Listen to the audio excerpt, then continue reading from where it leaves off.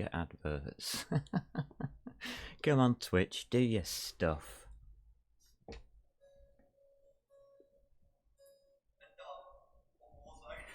There we go.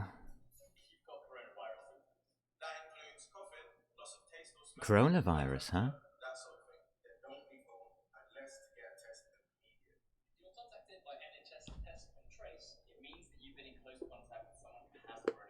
Well, these are the adverts you get to see, huh? I always watch them.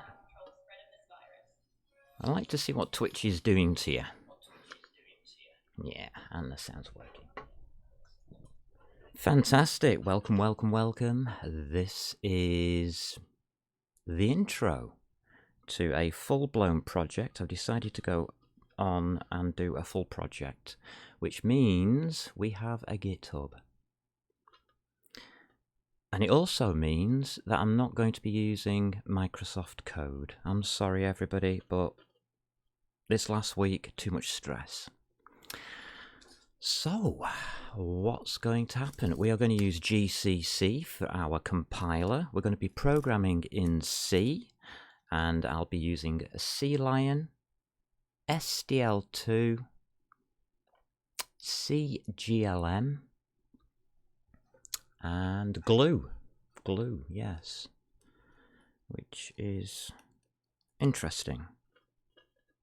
We'll see how it goes. We'll give it a couple of days. I'll keep posting the stuff up here on the GitHub, so we'll get that sorted out in a second or two. And if we get some first steps, baby steps going, I'll go full blown and write a full game. How's about that? I think that's a good deal. You're getting this for free, and I think there's not enough people writing games in C. And everybody should learn this language, including me.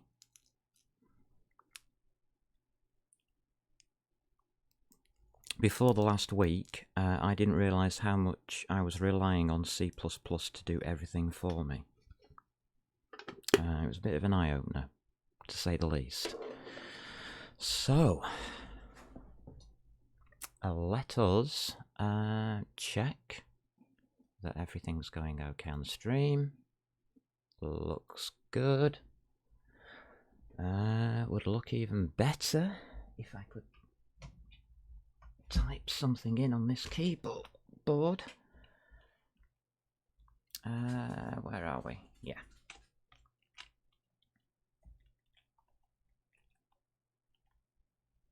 And it's 12:15 for our start time.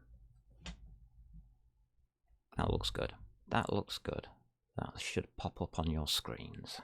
And it does, yes. Everything's working. That's a miracle.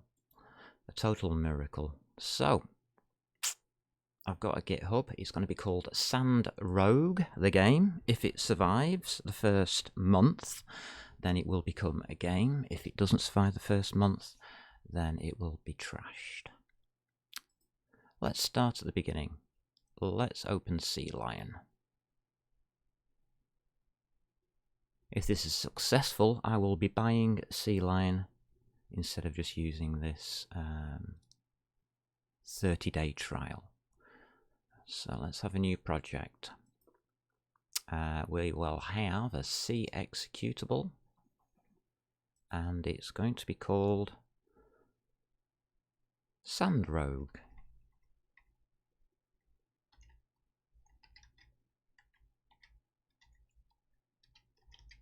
There we go. I will be using C11 and we'll create. There we go. Sorted. Pop you over here. Let's have a look at what files we've got. Okie dokes. Let's also build and run. Make sure everything's working. Yep, everything's working, everything's set up. Sandrogue debug and hello world already written for us. That's nice. Oh, that didn't work. Okay, what have I done? Ah, here we go.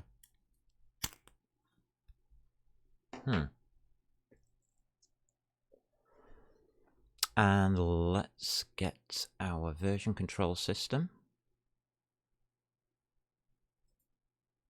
We'll use Git. There we go. We shall do our initial commit. No, we won't. Project. That's why I wanted to do the thingy first. Right. I want to ignore everything that's in there.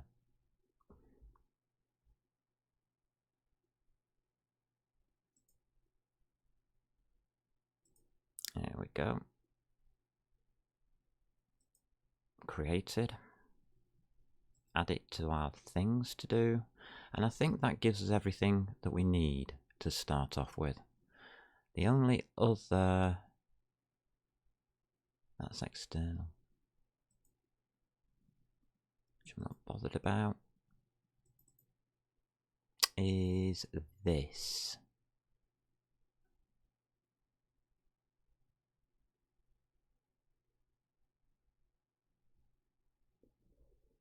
Okay.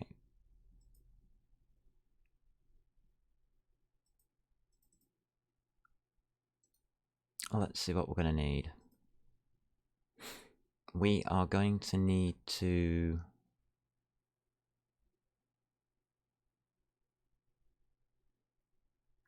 include some directories. That's going to be a good idea.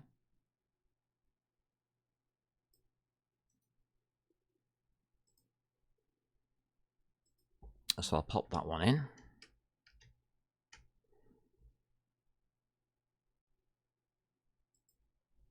And I'm going to do it my way, not theirs.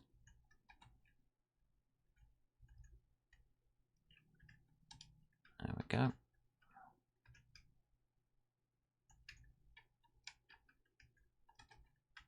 Add executable. Correct. Library, target link libraries, yeah. Add executable, target link libraries. There we go.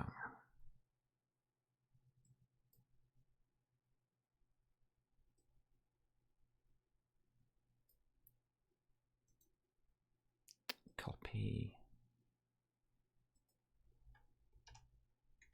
Paste.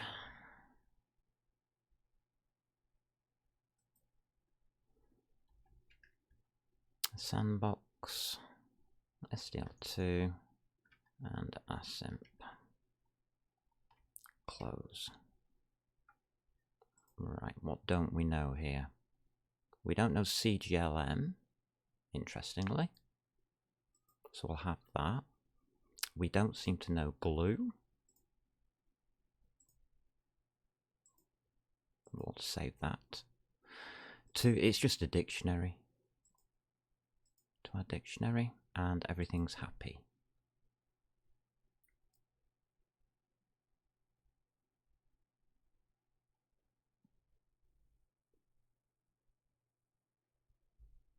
Alrighty. Have we got everything I'm going to need here? Yeah. Link directories.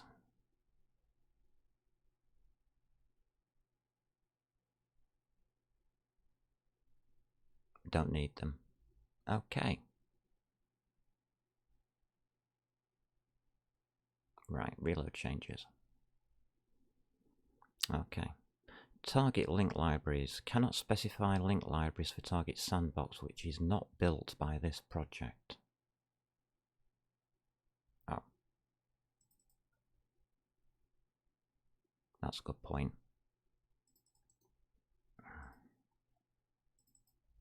Copy and paste error. And everything's okay. Lovely.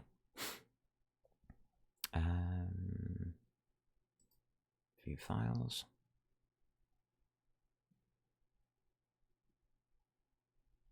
And yes, add.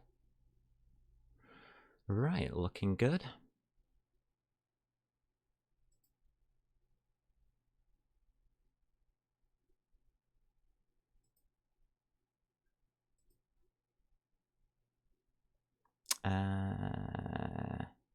Why have I got 2 git ignores?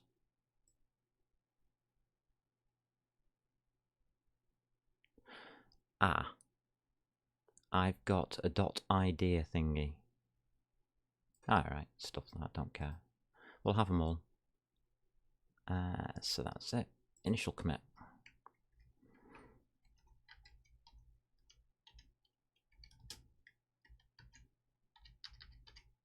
Let's have everything that I can get hold of for you. So at least you get all the information.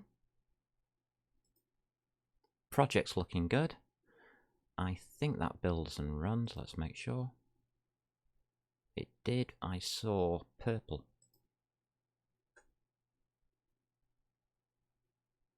Okay.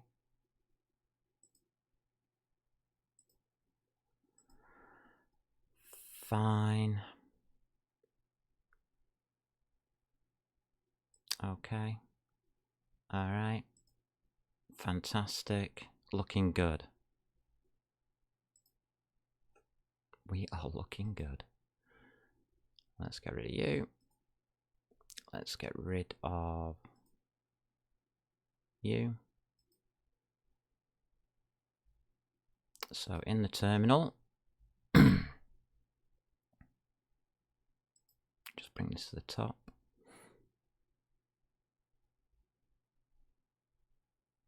Right, we've done our first commit.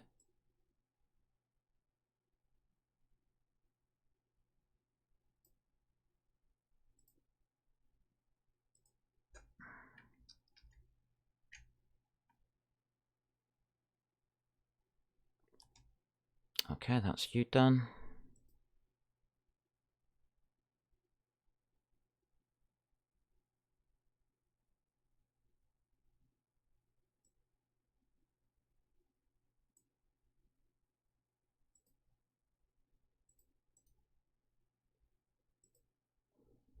And that's you done. That's a good point.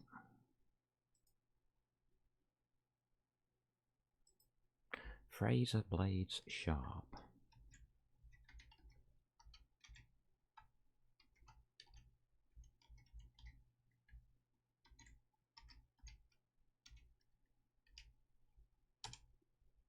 Oh, you need some kind of password, do you? Okay, let's try this one. This one sometimes works. Oh, it did.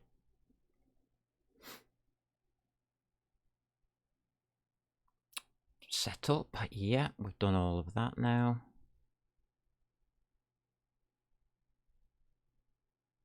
Okay.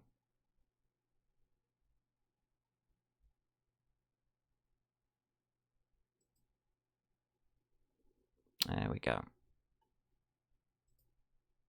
And as you can see, it's a great program that we've made, but it's here on GitHub under Fraser blades sharp. So let's get those details sorted out as well. That's you done. That's you done. Oh, I could have used that.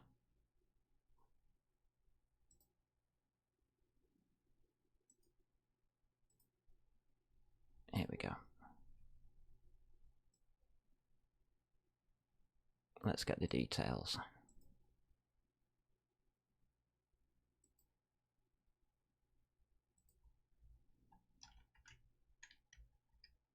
Right. Okay, let's introduce myself to the system. And blade spelt wrong, of course. That's me introduced to the system. This is going to be July the 22nd.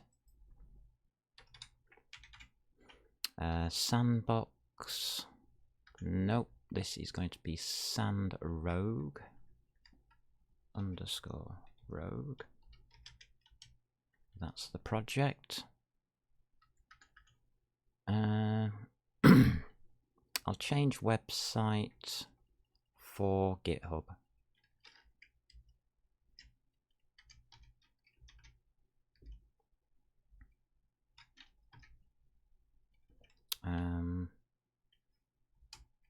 And we'll change none for something.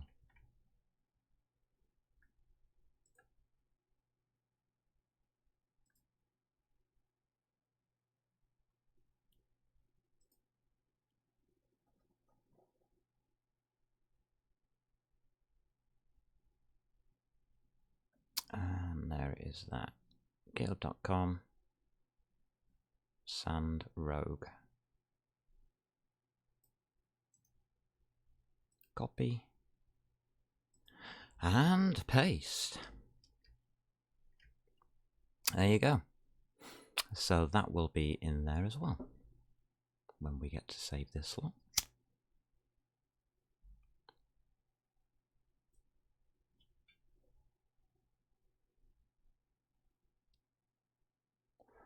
For some reason it's still saying spelling mistakes, but that's okay. That looks like a good start. If I can get my mouse to work, that's fine. Int main.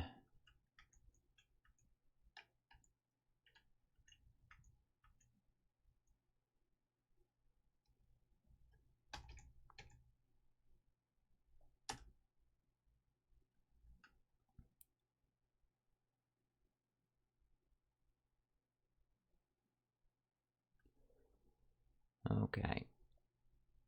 So this function is the entry point, the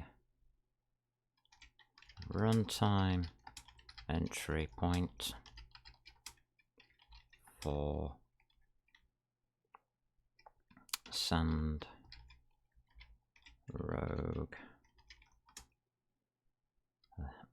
the game. Runtime entry point for sandrogue. Return 0 equals all okay.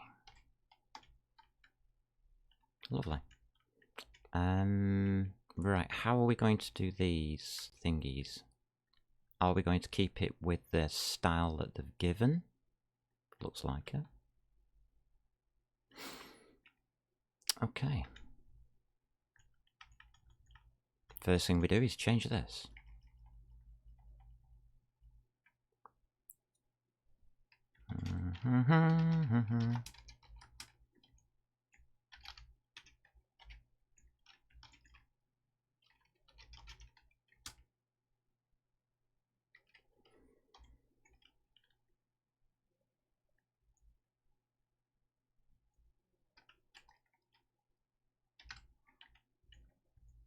Okay.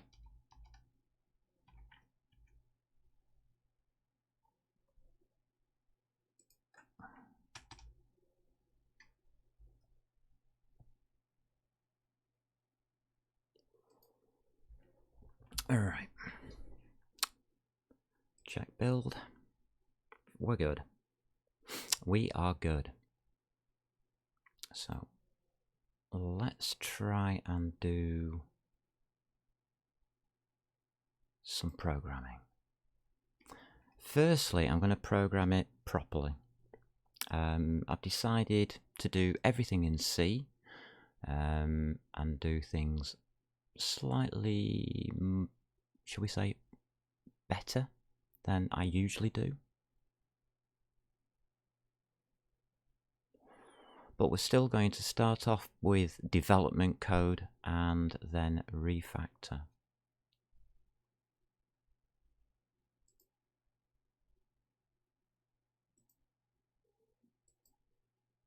Oh.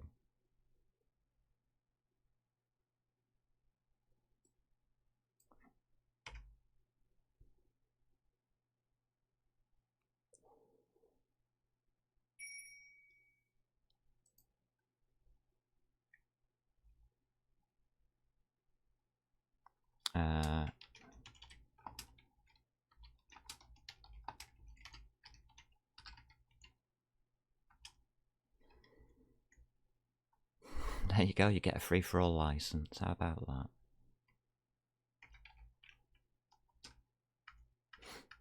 that? I am not putting a license on this. You can have the code, you can do with it what you want. How's about that? I think that's fair. If you want to make your own game and sell it, go ahead. Make some money. I don't care. I don't need any.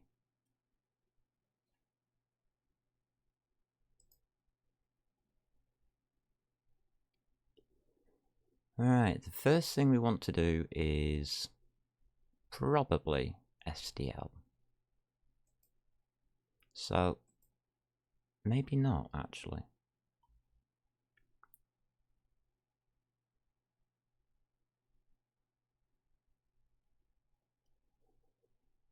Maybe the first thing we want to do is decide how we are going to approach things in the design stage of this game. In other words, how is the system going to work? Well, the system is going to be very, very simplistic. It's going to be generated just as one big long file style idea. I'm not bothered about efficiency. It's a roguelike, so maybe inefficient code will stay in, but that will be up to you to rewrite if you wish to. So I don't think starting with a window is probably not going to be a good idea. What we might want to start with is objects and how we are going to treat our objects. So we'll set the whole thing up. That's good. So how are we going to treat our objects? That's the first thing that I'm interested in. I want to use an ECS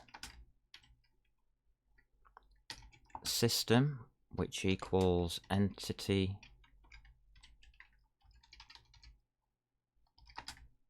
component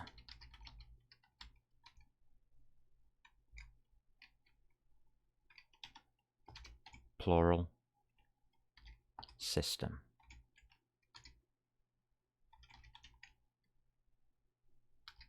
There we go. That's what we're going to be using. To do that, you need two things: entities and components. Now, I had already done some thoughts on this in the trial run that didn't really get very far.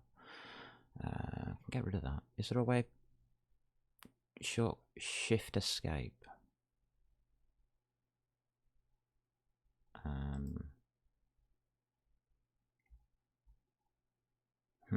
Interesting.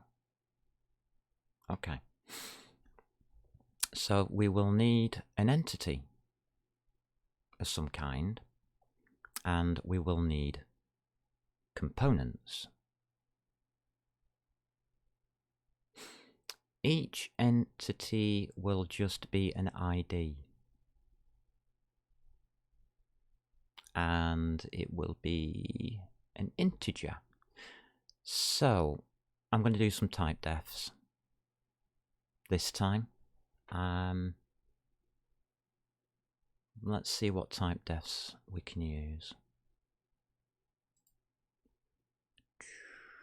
Projects. Archive. Master. Here. Let's have a look. Here we go, type defs.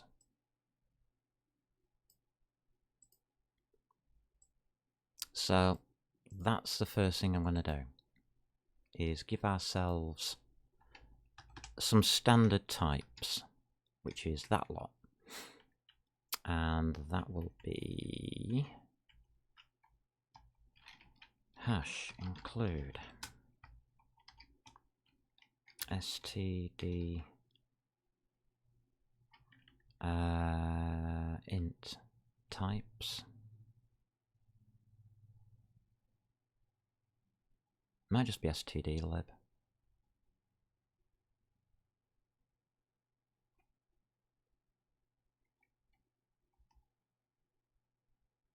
Oh, wait a minute, we've got an Alt-Enter for choices.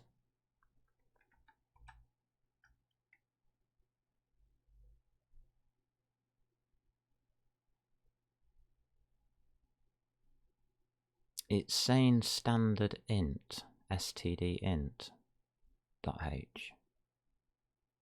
Alright. Interesting.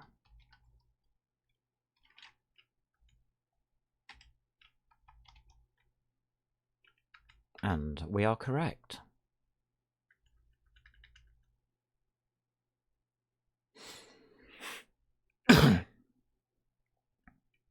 What are we going to do with bools?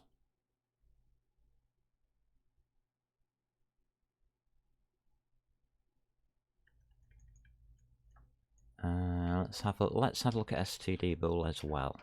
Hash include std bool.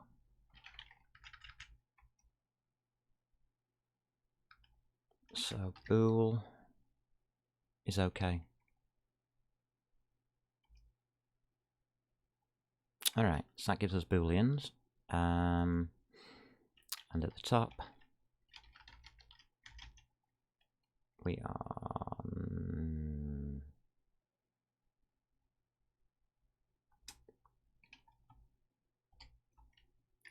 standard, no, SDL2, and I think it's just SDLH. That's the first one. It's not being used, so it's grayed out. Glue, GL, and async.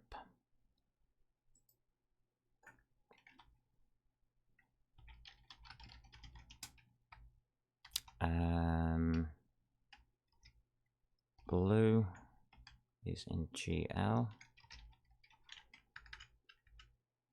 Glue.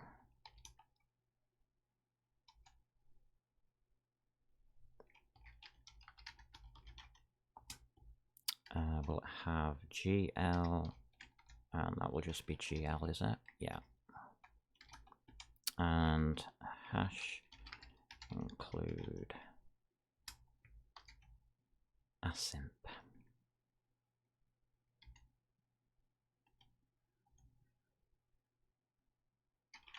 There it is. Async.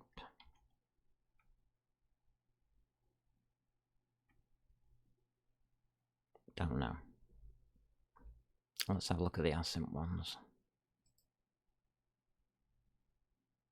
Not got them here.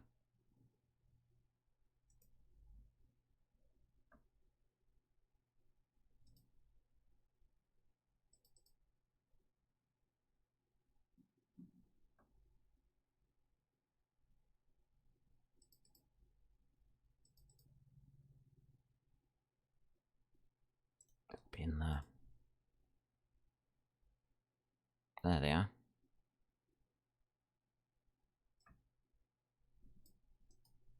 Copy those out. I'm just making a list of everything that I can at this point.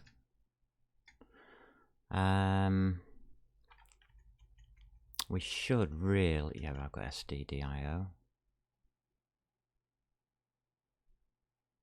I think that will be okay, he says. Have I got enough there? I don't have the other one as well, do I?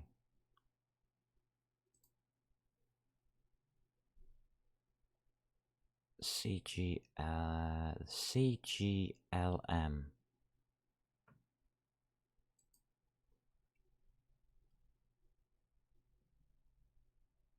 It doesn't matter where I put that, so I'll just put it at the end.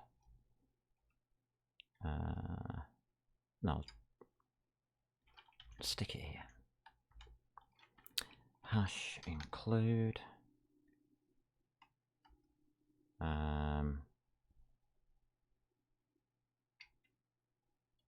CGLM CGLM.h. Right. That's everything I can think of.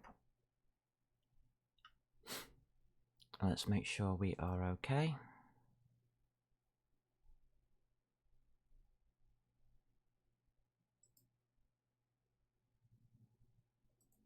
We're close. Get rid of all the mistakes, please.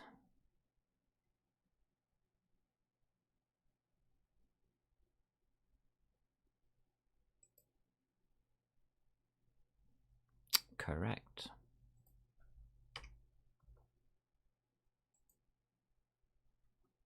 Thank you.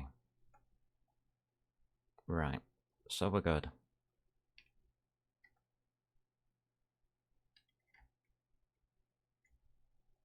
Lovely. That's working. All these yellow lines just mean it's never used and stuff like that, and these aren't ever used. Anything that's greyed out isn't used. And we are going to return a value of 0, yes. Okay. Looking good already. We are looking good already.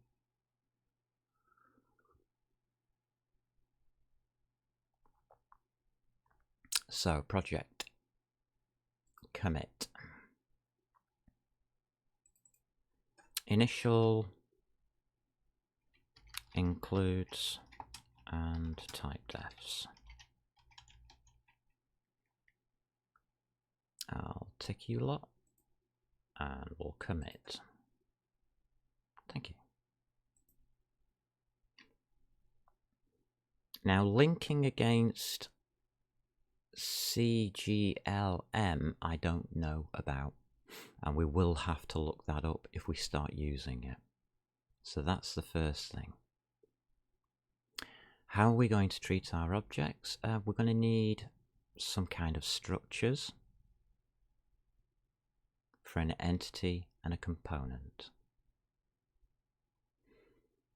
Right, so those are also going to be type defs. So let's see now, type def.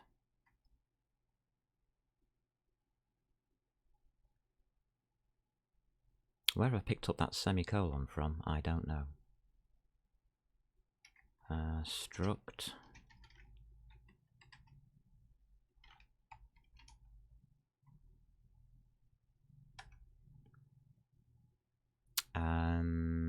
Right. So that's our entity. It'll be uint.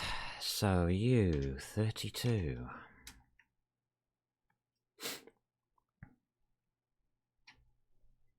What shall we have?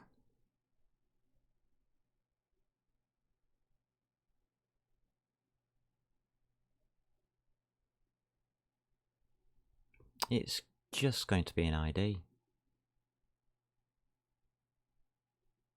There's nothing else it's going to be.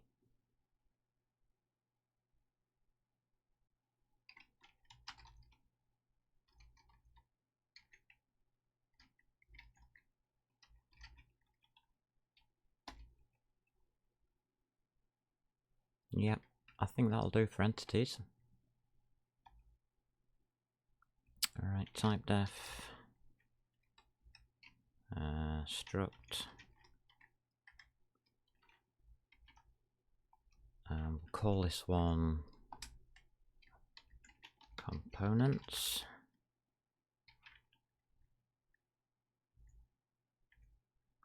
And that will just have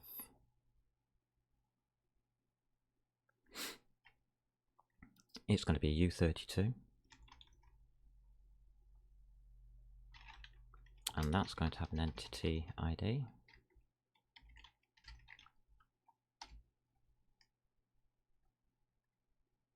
And then we need a pointer to a component.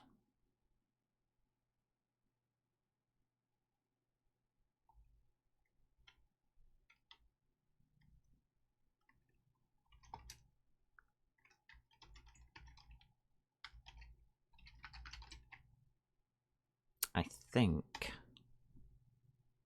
that's probably going to be about it.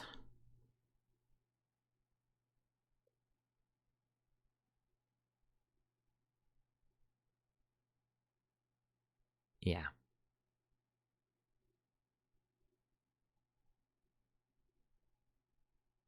I can't really... Oh, hold on a minute.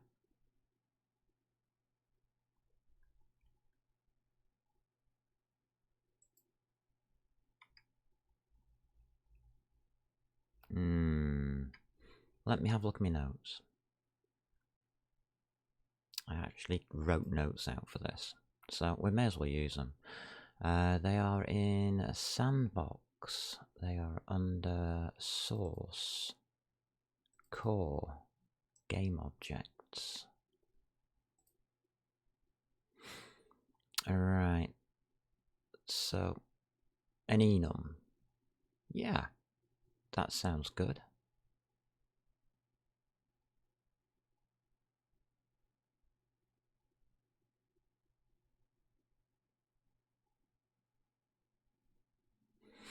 And I want to put game in front of all of these, because they are part of a game structure.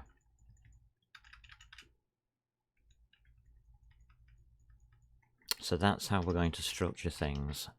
We put the part, or the file that it's probably going to go in, it's going to have the name embedded at the front. So let's, yeah. Did I do any components on this?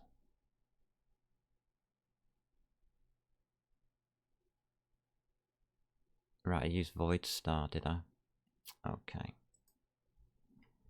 That's probably a better idea. Component. Magic number. 64. Magic number invented. We can have 64 different components, that means. We need a type def for all of this.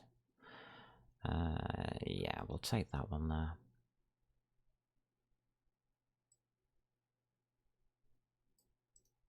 So I'll copy you over. So that gives us game components.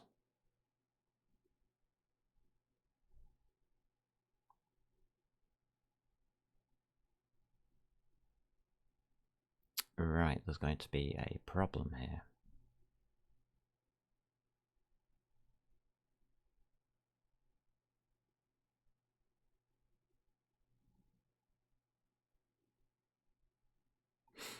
Alright, so this is going to be...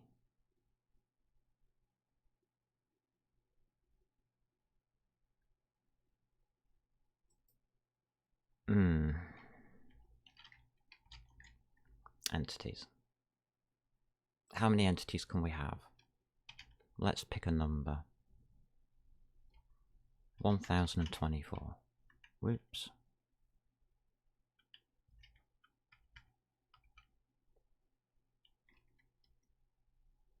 Yeah, I'm in insert mode.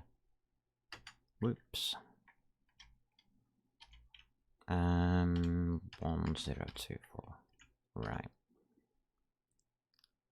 So that's game entities. Game component will be game objects. Game object, yeah.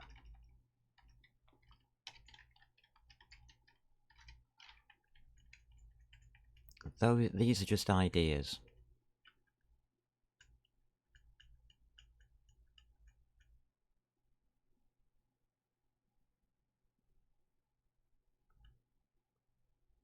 Okay.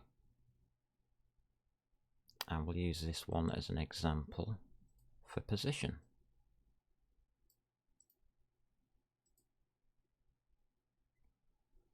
So that will give us our first component, hopefully, to work with. That's looking good.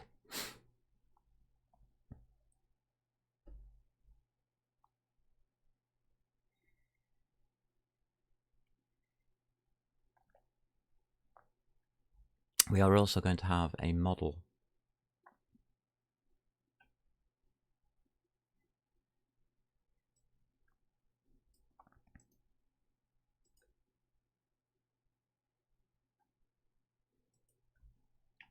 Because I'm going to be doing 3D.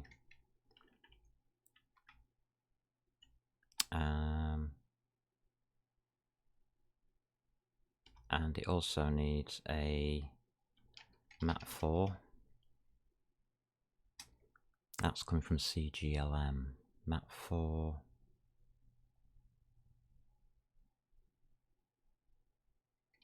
Model matrix, I'll call it.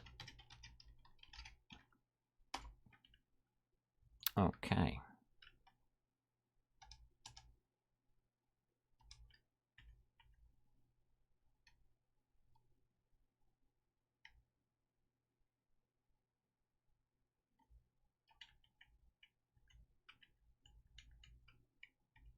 Just separating these out, because I know they're going to get moved.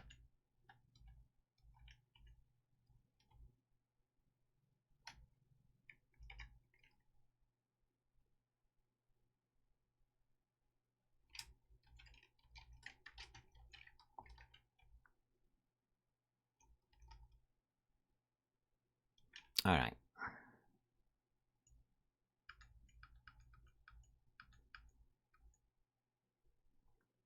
So what is the shortcut to just build? Control 9. Okay, Control 9. Yep, we're okay. Shift Escape. Thank you.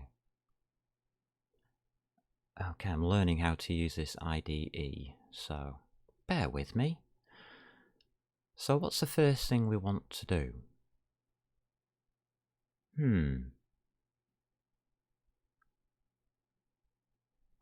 We want to make a map, and we want to make a player, and then we want to move the player.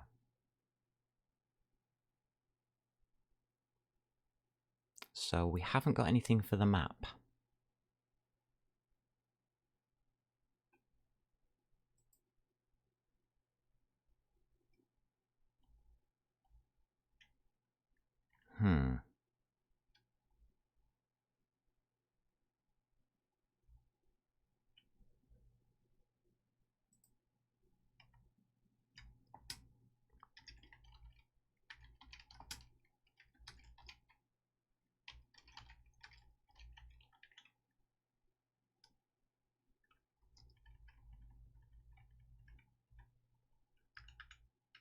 What should we have?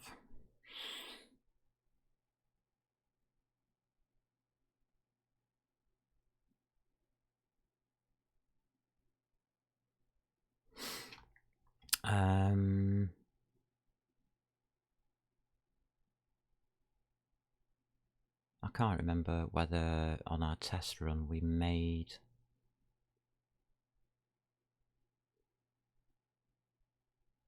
How are we doing the map? It was a true or false idea. I'll keep you up. Don't need you at the moment. I'll keep you up for coding that part. Map. So I was using...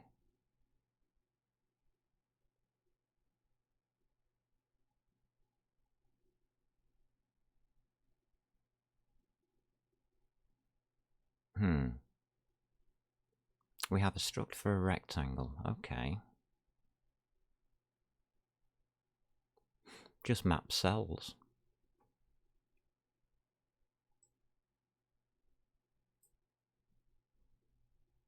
Right, that's what we'll start with then. So it's global. Bool. Yeah. Global map cells. Oh wow, that was good keyboard pickup there.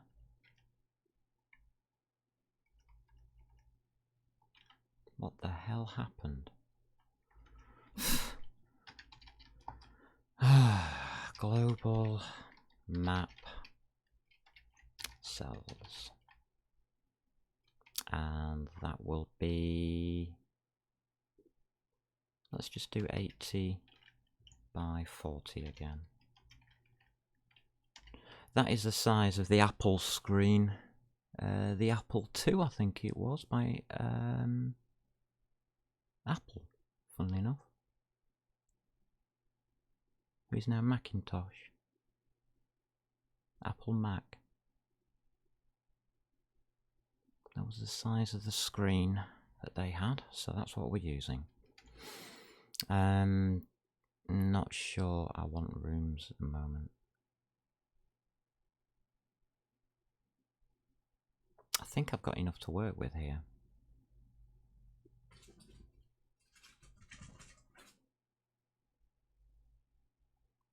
The first thing I really want to do is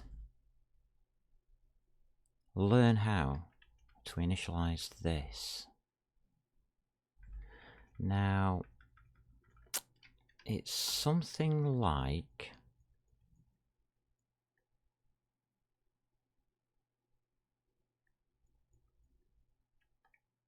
that.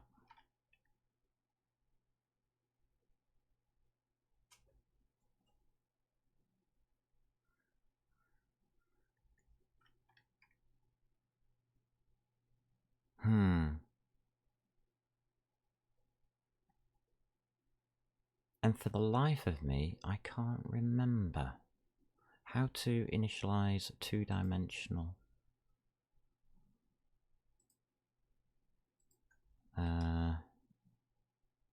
C programming.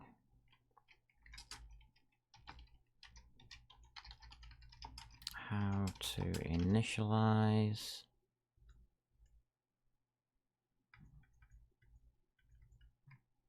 a two-dimensional array. That one.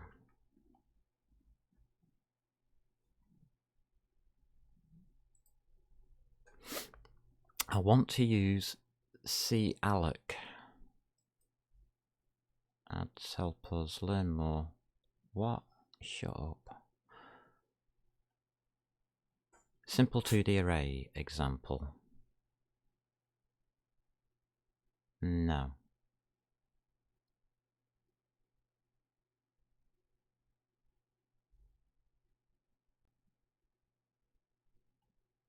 No.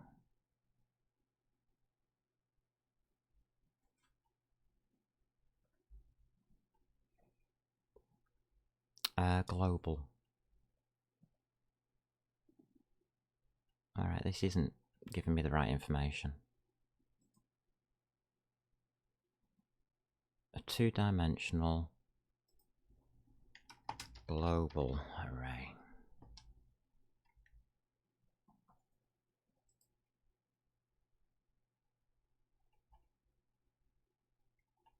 Yeah, I know how it works. Thank you.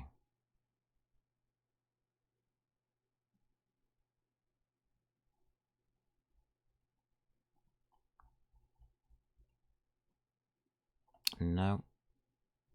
No. Ah.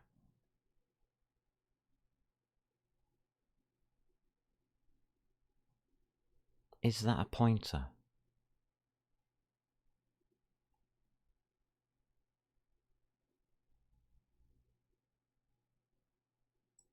Take that off. I think I've got it.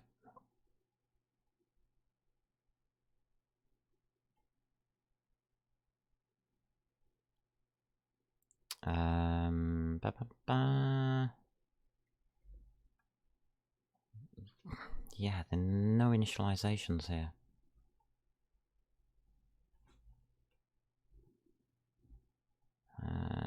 Okay. Oh god, they're now on to 3 now.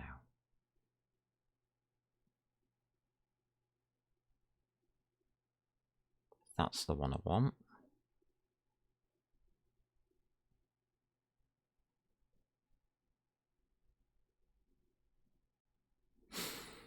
So I should be able to use calloc on it.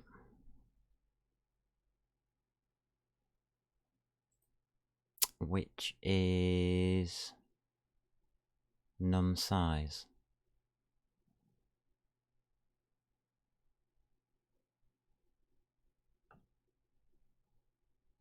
Allocates a block of memory for an array of num elements, which will be 80 times 40.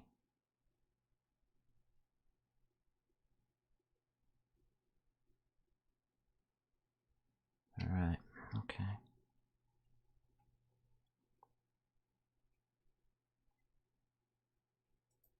I'm gonna need a new section, aren't I?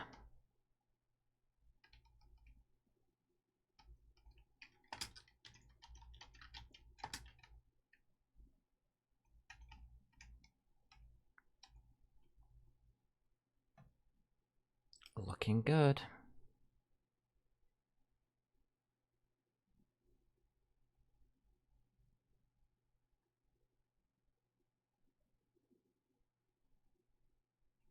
Alright.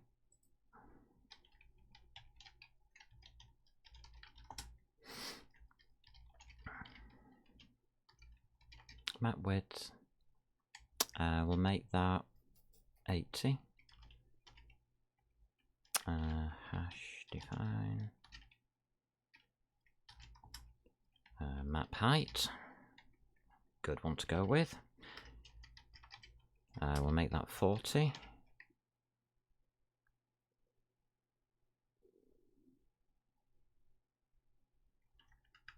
Okay.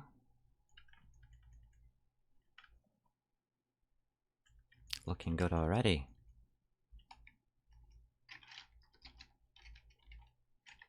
There we go.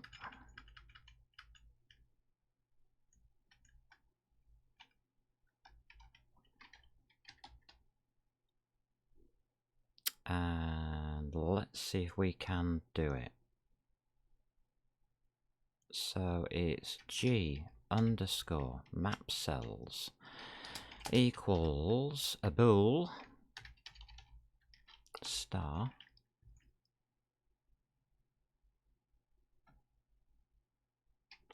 calloc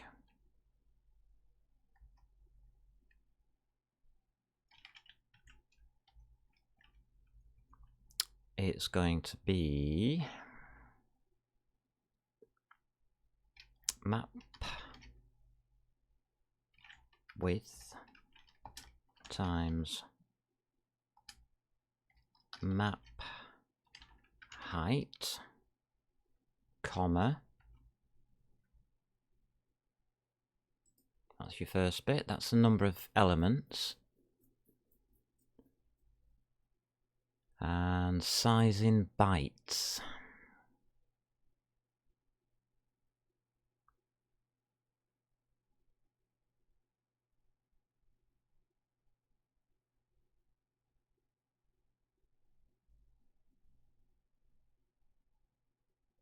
Do I have to put anything after that? Yes, I do.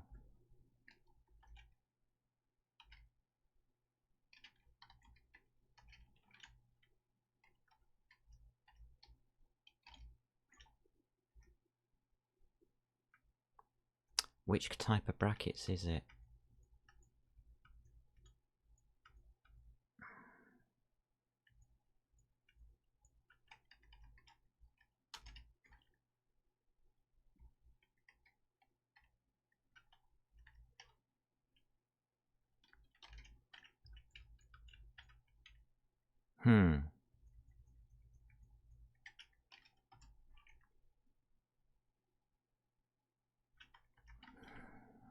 Don't like it.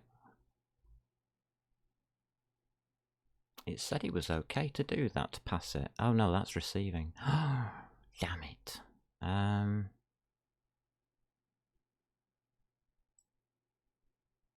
Maybe I just don't need anything there. Stop. Thank you. That's going to be the size of a bool. multiplied by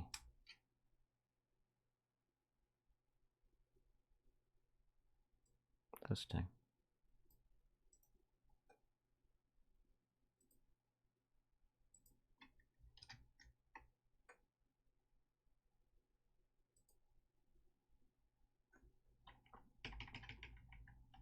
There we go.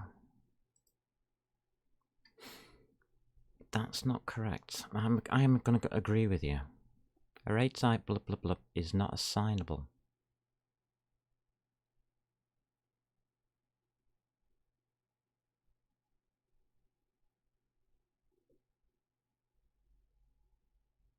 Right.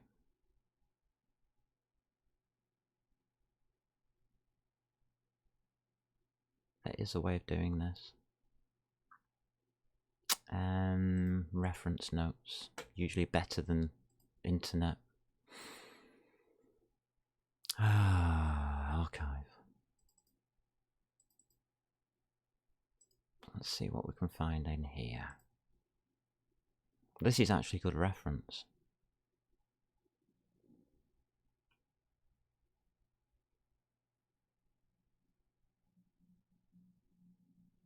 No.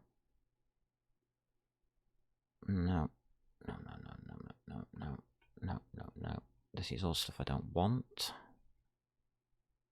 So that's not going to give me the reference I want.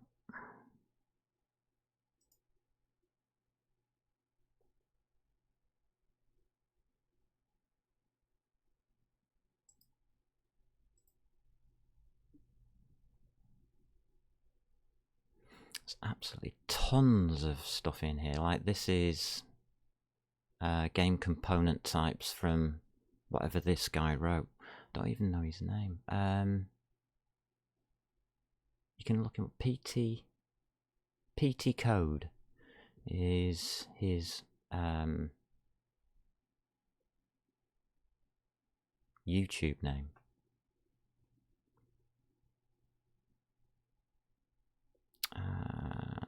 There's a few of his thingy ideas. I don't agree with all of them, but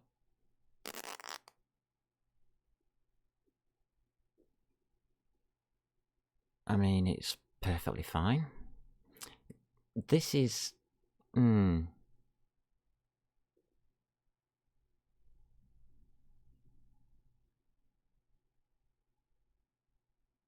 Here we go. Dungeon level.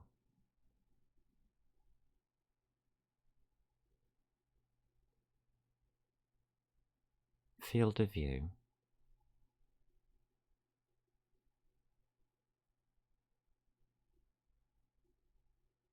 Equals null. So it's a bracket.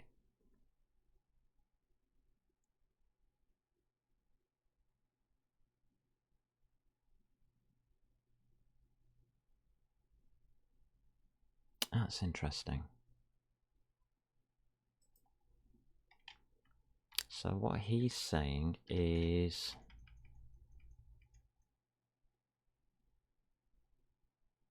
that,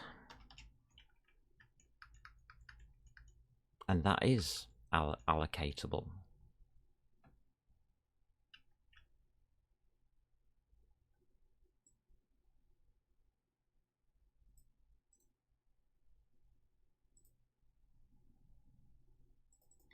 All right. But you have to allocate it like that. You can't just put map cells in there.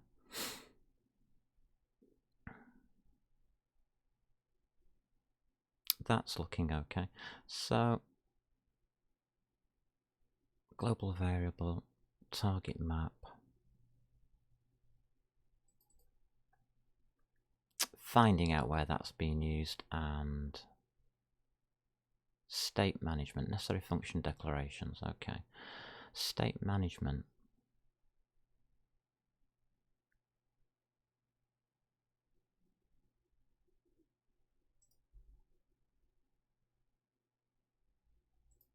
What is it? Control F.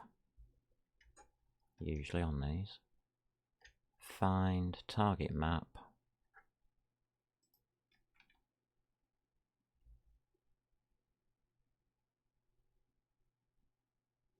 in wait a minute. Jump to next match.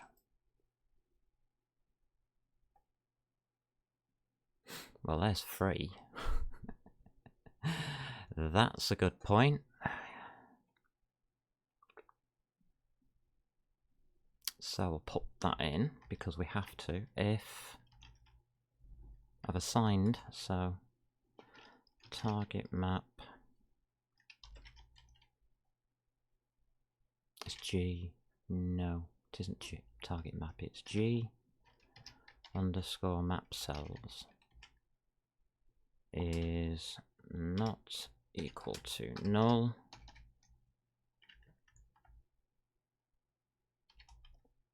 Then just free it up. Free G underscore map cells. Thank you. That's a good point. It's also a good point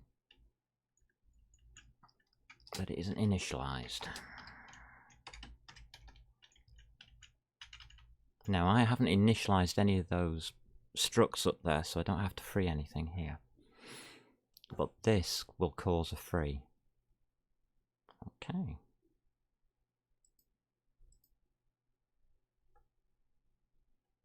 That's how he uses it.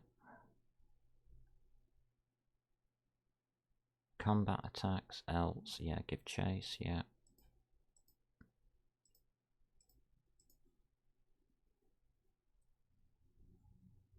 He never initializes it. You've got to initialize it somewhere.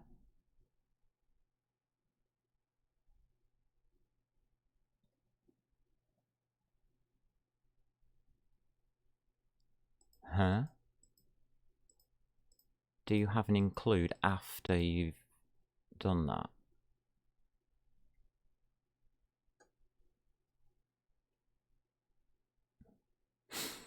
No, you might be calling out to something else. Okay.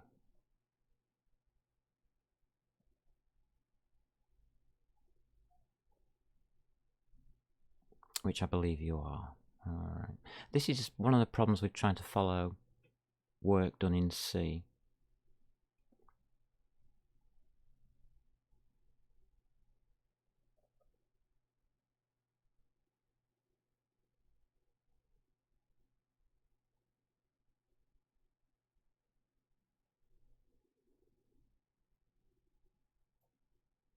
Okay.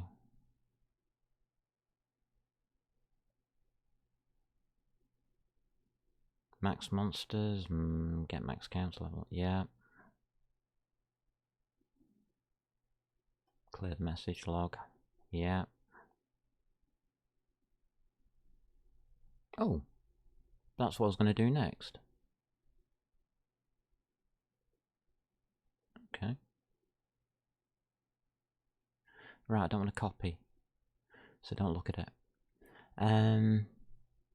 I've got a feeling he's got some kind of initialization file going on because he's got configuration files here.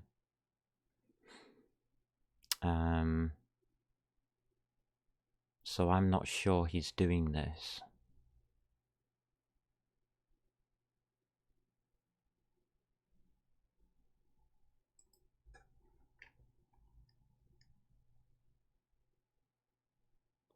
So I'm going to keep this behind this guard. I don't want to make a massive cock up. What is it? It's a bool.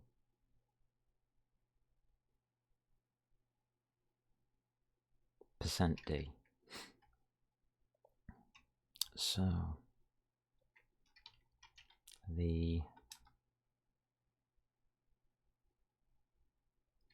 let's just have a look. Test G underscore map underscore cells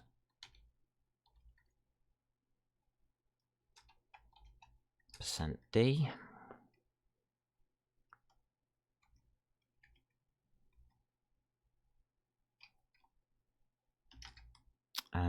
what else can we do? And true. It should say false. So I'm hoping it says false. False equals %d.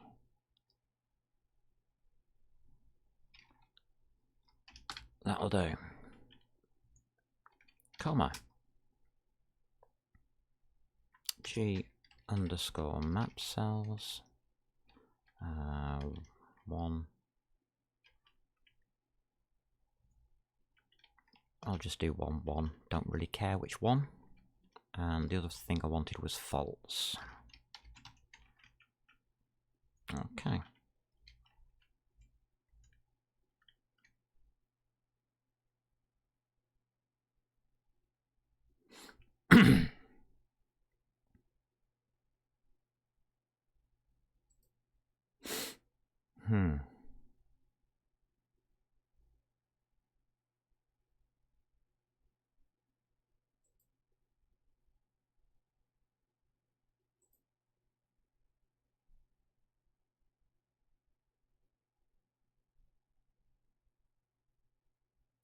Execode 139, that means that failed.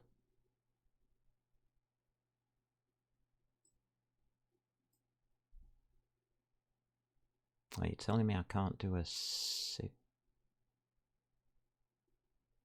Can I not do that?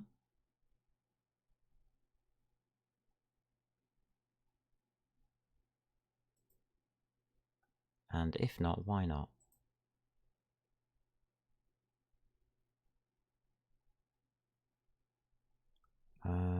Variables. Okay. Step over.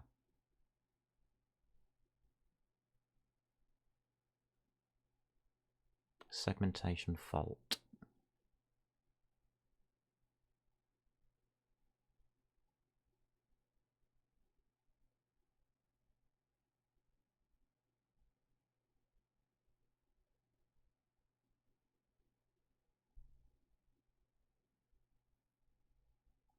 It's a bool of pointers which is correct.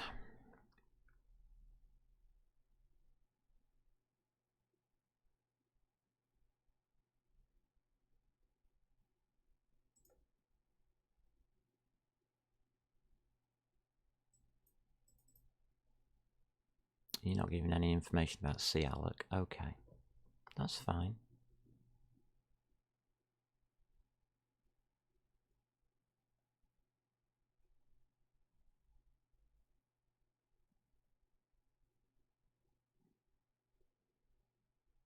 I know the answer to this as well. This is what really bothers me. Let's have a look for initialization files. I do know the answer to this, and I am a little annoyed.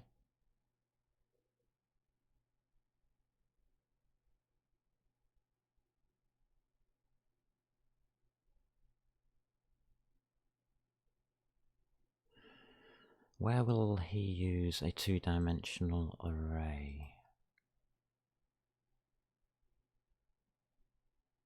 Yeah, this is where we've got all that. Map management, generate.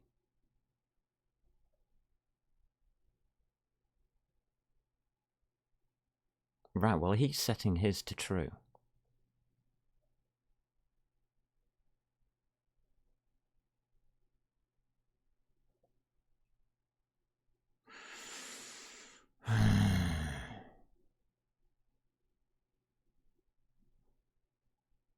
Interesting. Because I'm not going to be doing that. But you're using 4 next loops. Fine. That's how he's doing it. Alright, so we're not doing it that way.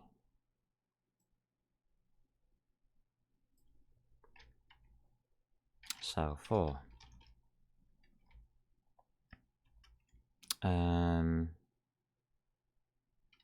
U32 x equals 0.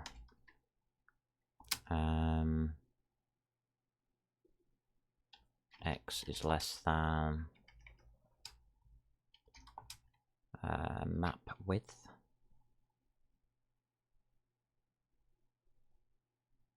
Yeah.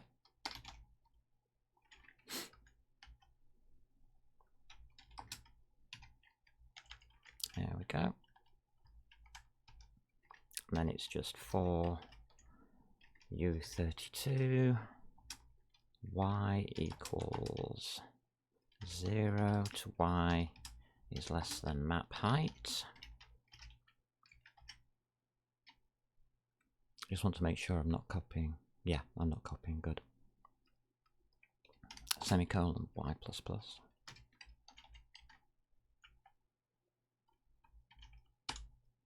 And then all we're going to do is set g underscore map cells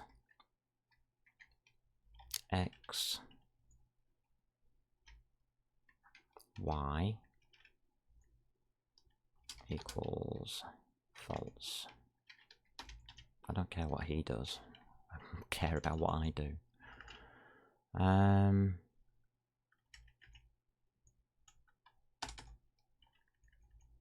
Right, let's run that. That should work. Oops.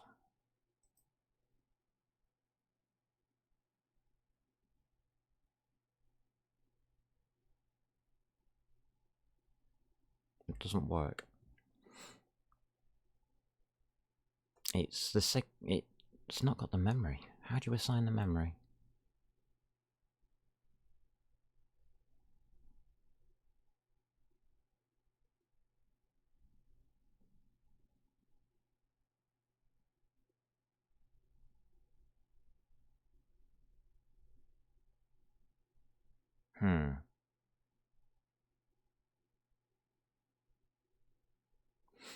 Damn it.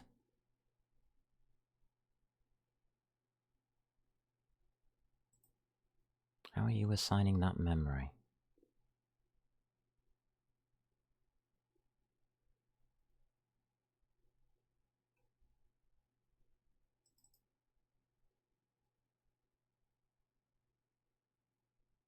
Oh, you're just using a bool.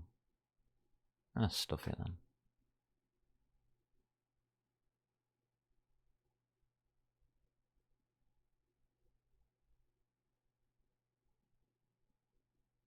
Yeah, stuff it.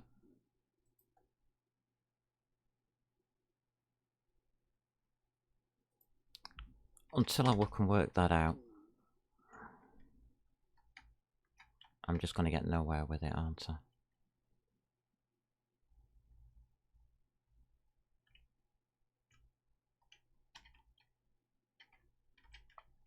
And that's map width.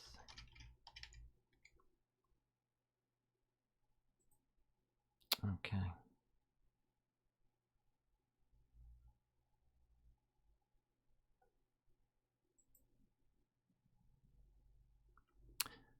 Zero equals false. That's what I wanted. Free invalid pointer.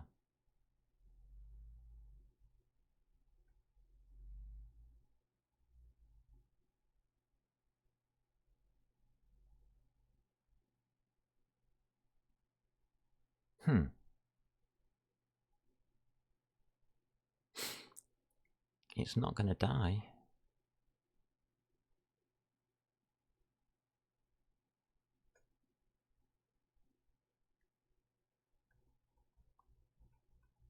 Oh, what do we do here? Is there a cleanup? It'll tell me here, won't it? No. No, there isn't.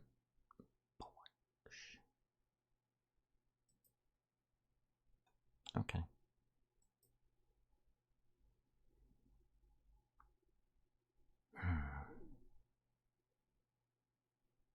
Alright. It's working. I'll do. Right, so we can have a map. We can have how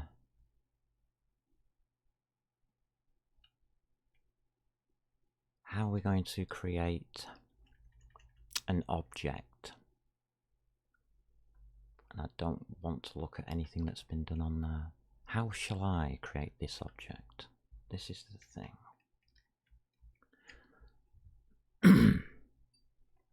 The first object that I wish to create is going to be called player.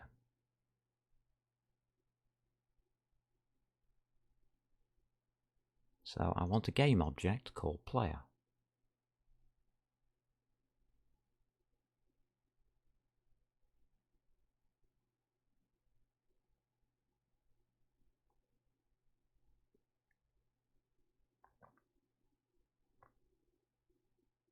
Alright, what is the size of that?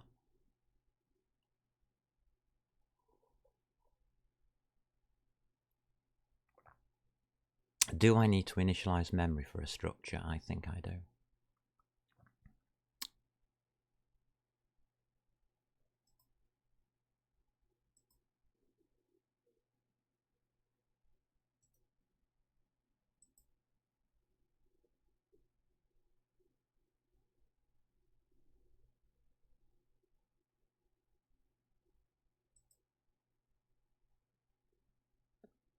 What just happened there?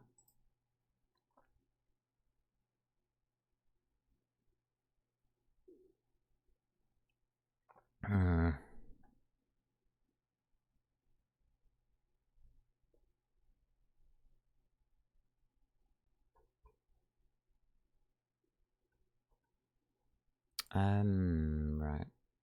Yeah, I don't want to get lost in that.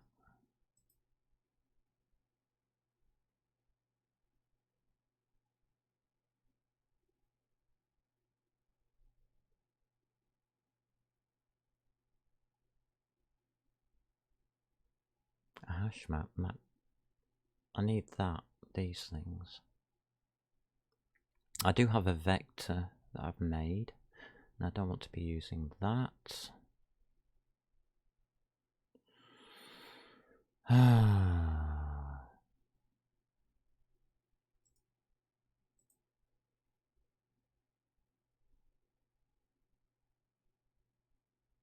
Right, that's this file anyway.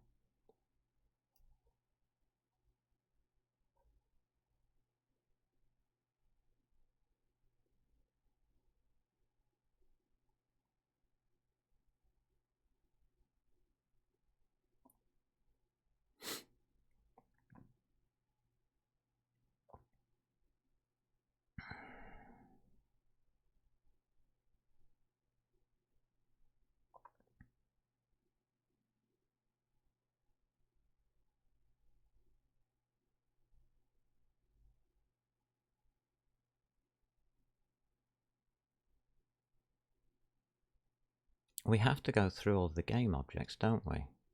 Again, how have you initialized that? There is a massive initialization problem here for me. Not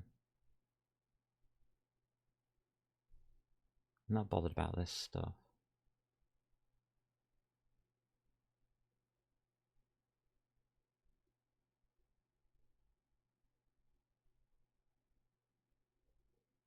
Alright.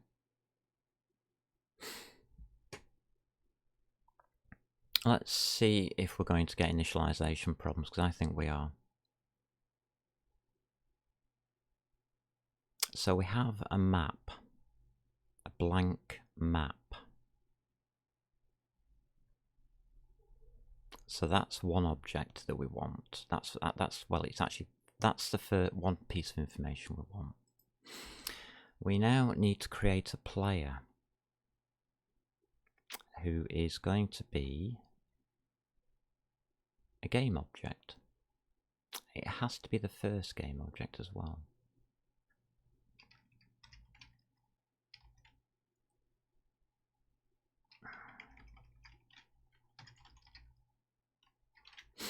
Game object player. There we go.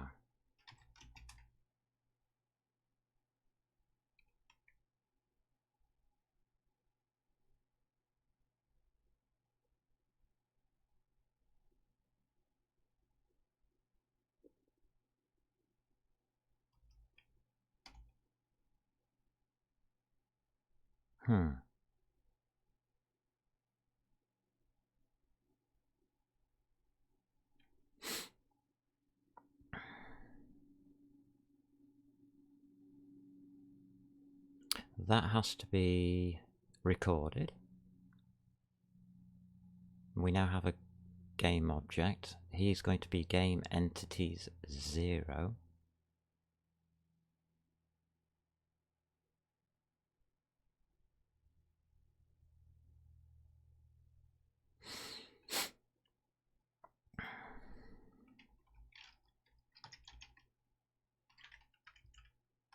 Game entities.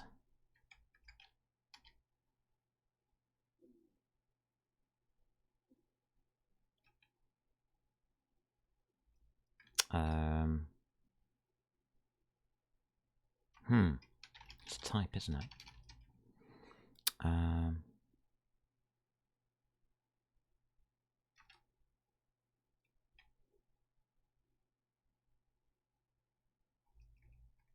Player.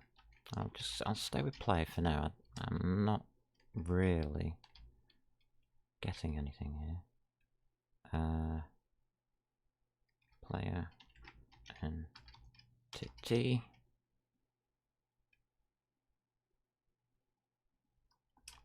equals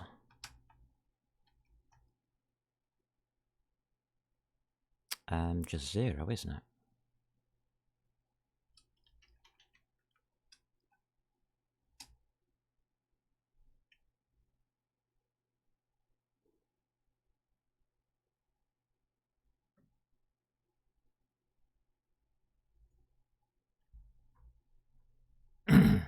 No.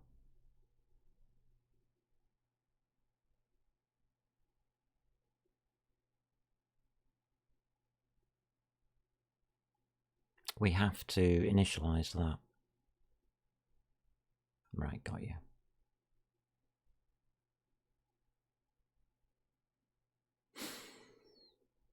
Got you.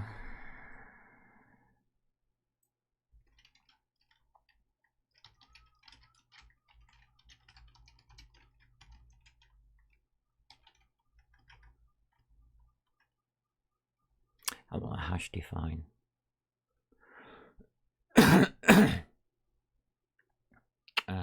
I also want that to change to an I32. Yeah, thanks. Get off me. Thank you. Hash defines. Here we go.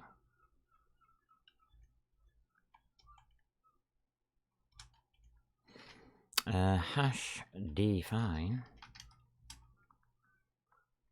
unused equals -1. Again, just using that for ideas. I don't want to copy it too much. Well, not even too much, but just don't want to copy it. I've got to do this again.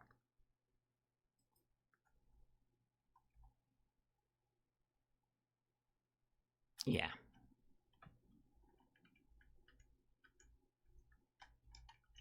So the first thing we have to do is set this up for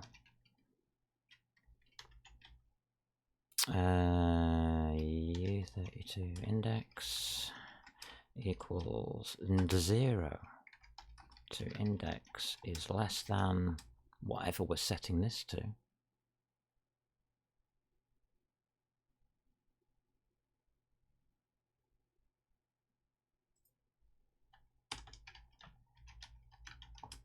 Let's set it to max entities 1024, whatever.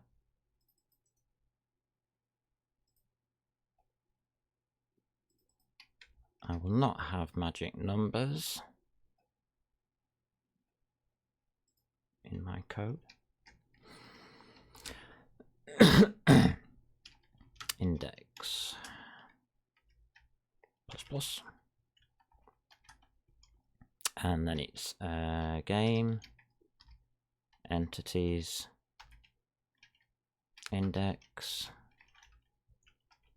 equals unused.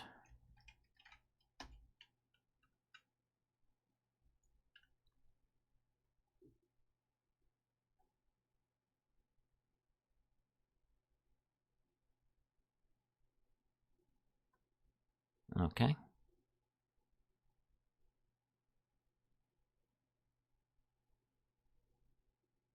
Oh.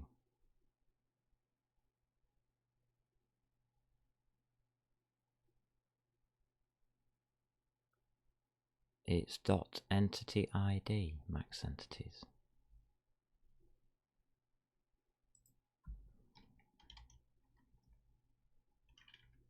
That works. What's wrong with unused? -1, yeah.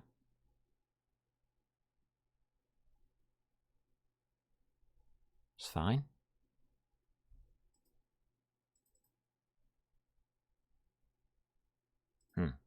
No idea. Max entities, yeah, we're okay with that. Unused. We're okay with that. I just think it needs to catch up. No, it's definitely gone red.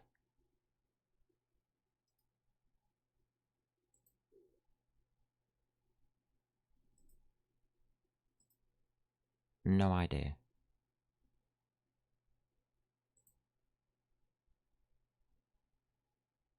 Expected expression before blah blah blah. Token hash define unused equal. Oh. Dar. Did I just do that?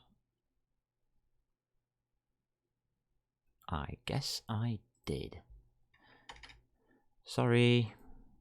My bad. It was trying to tell me. I just ignored it because I'm an idiot. Right.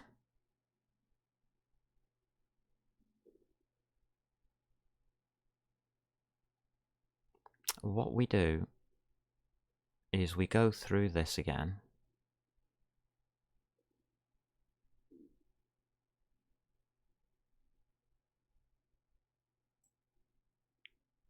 In a for loop, like that.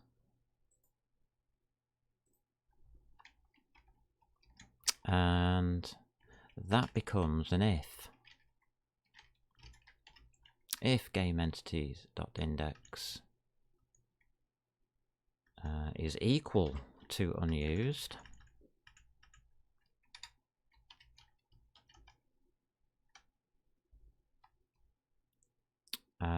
then player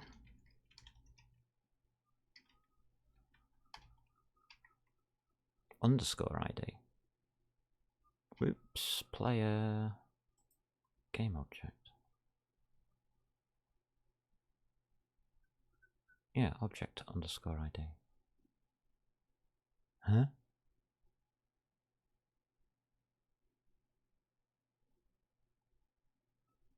Ah, right, game object.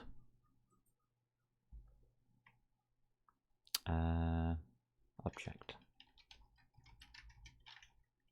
Also my keyboard. My keyboard goes in and out. It's on batteries and I don't think it works very well. It's not a very good keyboard anyway. Player dot. There you go. Object ID equals index.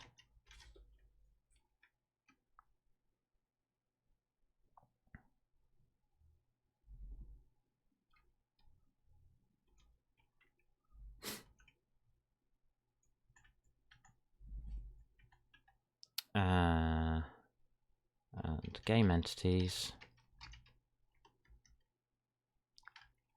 dot entity ID also equals index. So they point to each other.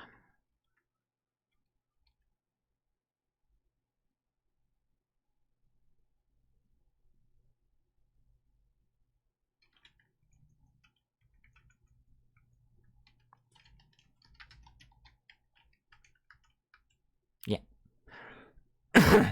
So what we want is that in entity to point to our player object, and our player object is now registered as a game entity.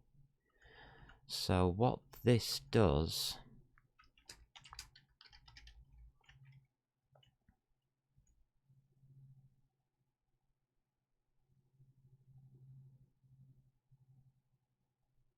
that's interesting. I don't want to make it a pointer at this point, but it is, isn't it? We can't keep everything on the stack. Sorry, heap. No, stack. Let's put it on the heap.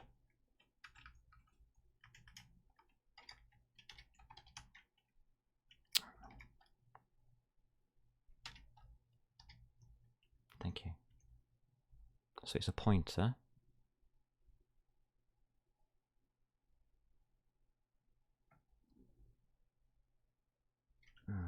Just 1 second. Pudding. No. That's not funny. You can go downstairs and do that. Go on. Out. Out with you. Out. You dumbass. Out you go. Go on.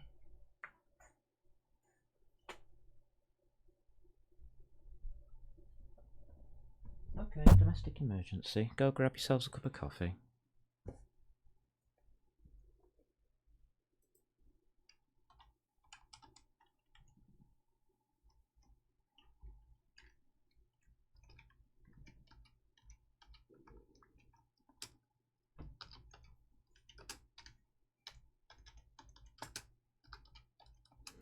One of the cats decides it wants to go to the toilet and it wants to do it everywhere, so bear with me, go make a coffee, I'll do the same.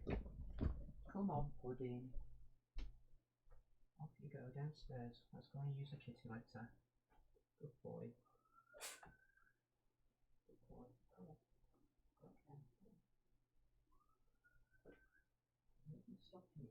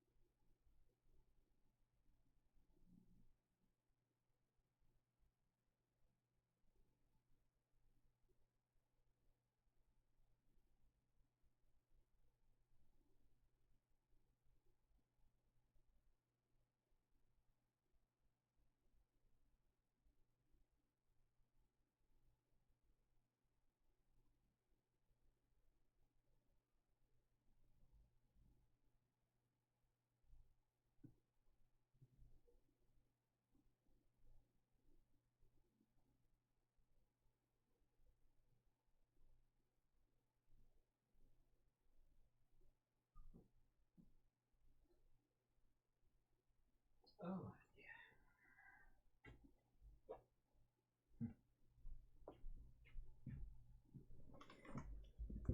Funny thing is, cats, even though they like to pee everywhere, do that on a computer, electric shock up the bum, that would be funny. No, I think we have to avoid that. Alright, so that's the mess cleaned up.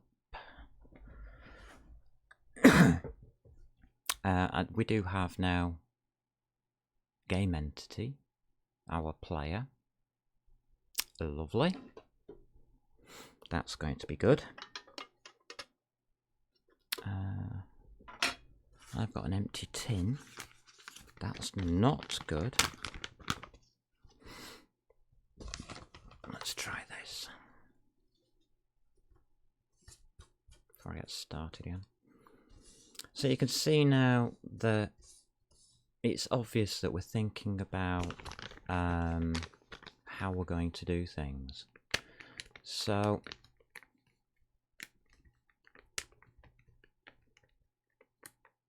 there's a thing I'm missing. All right. So here I would assert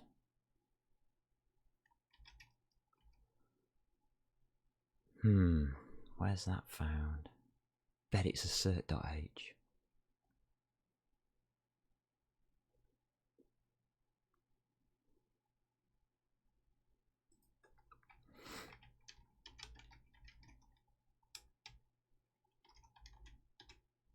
Yeah, that'll do.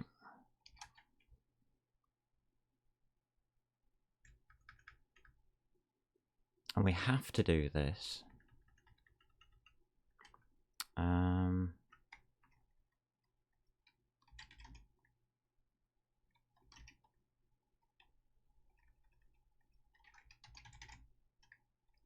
Oh, there you go. Assert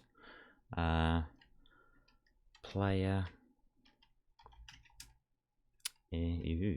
platter player is not equal to null, because if it is, then we can't have a player. Put it that way. Alright, well, I've just got spaces everywhere, haven't we? Right.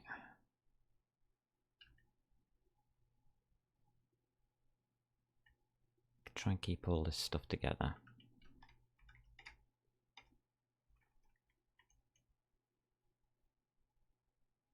Alright, so we've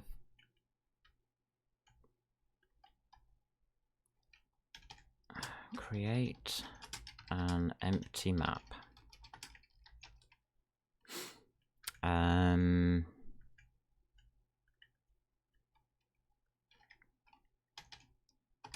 Initialize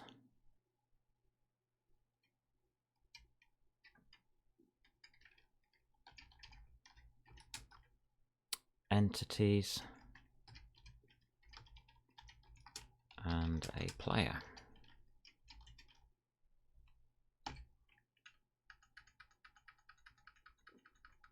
Right, so at this point we should have a player and a map.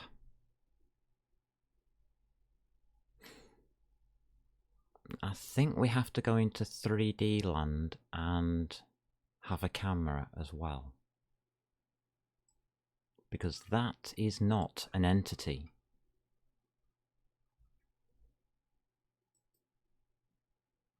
So camera is not an entity, as people keep doing, and it isn't.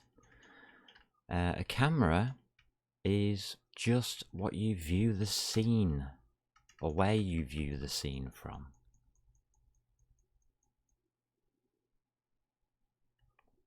Now let's have a look what we've got here.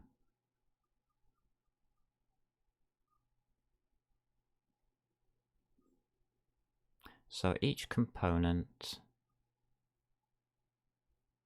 is created using a pointer.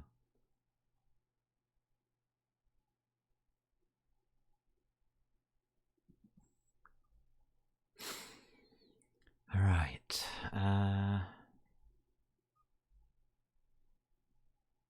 Which we can then add to the game object at wherever the enum is. I'm going to use the enum.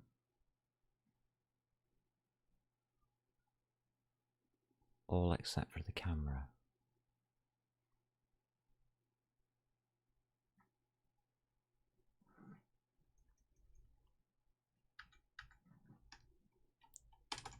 Right, okay. Type def struct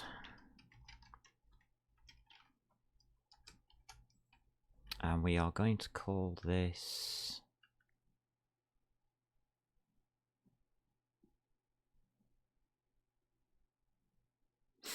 don't know, main camera? I'm not sure about the name yet. What is it going to contain?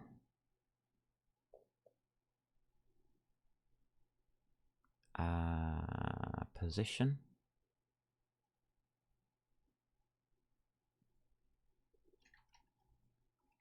Let's see. No, it's just a vec. Vec 3 position.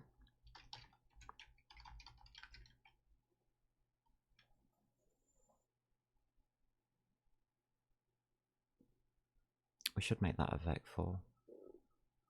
But I don't care. No, I'm doing vec 3s this time.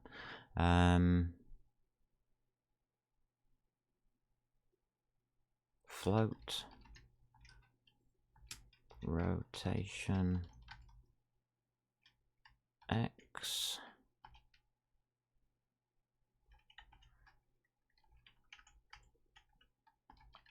Float. Rotation. Y. And float. Rotation. Z. Don't need scaling. So we just need a map 4. Map 4. View. Matrix. That's it. That's all you need. So I've got a view matrix. We should have a model matrix under position or model. We'll keep it in model, but that's not clever. If something has a position, it should have a model matrix. That moves.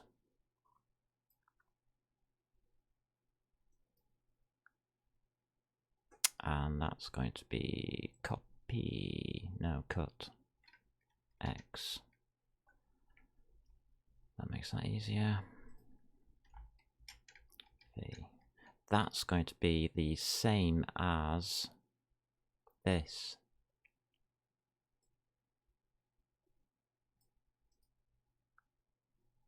Copy.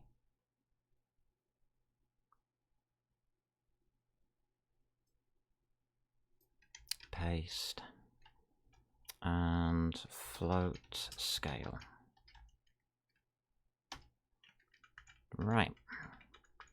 That's your position and all the details you need for it. Fantastic.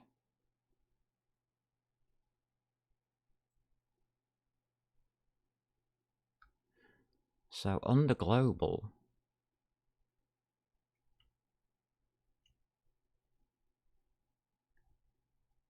we are going to have positions.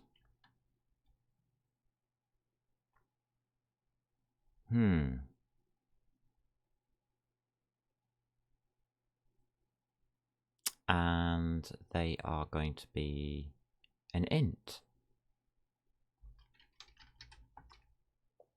Global. Position underscore component.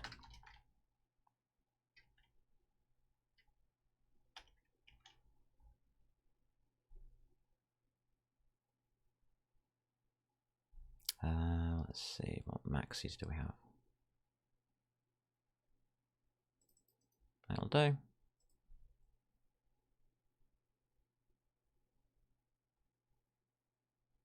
Yeah, that'll do. Max entities. We have to initialize them all.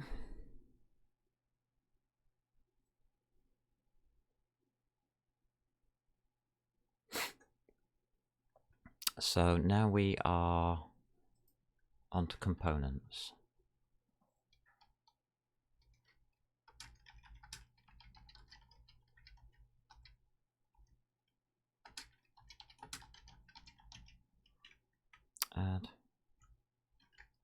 position.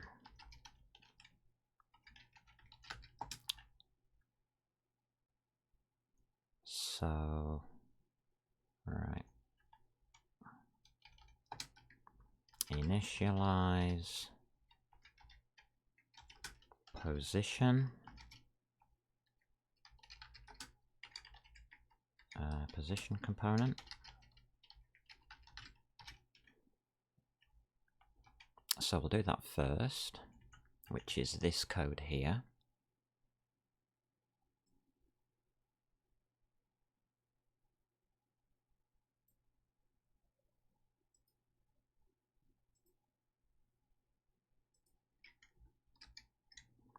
And it's going to be G underscore position component dot object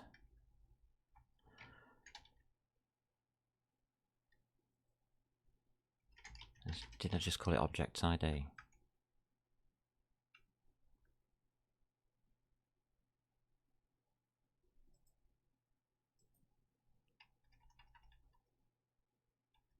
Right, hold on a minute.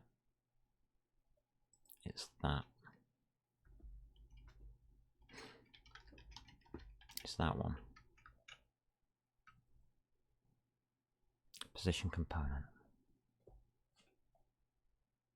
Yeah, object ID. And it can't take it.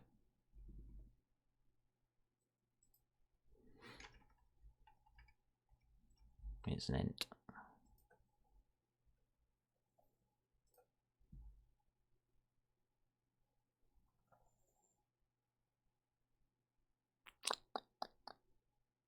Member reference base type int is not a structure or union.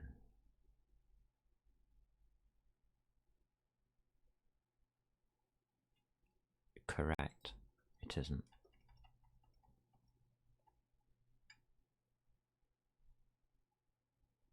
Oh.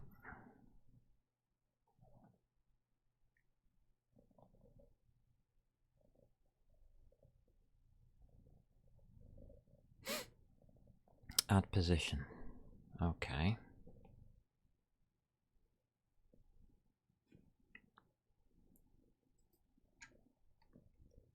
So what we would do is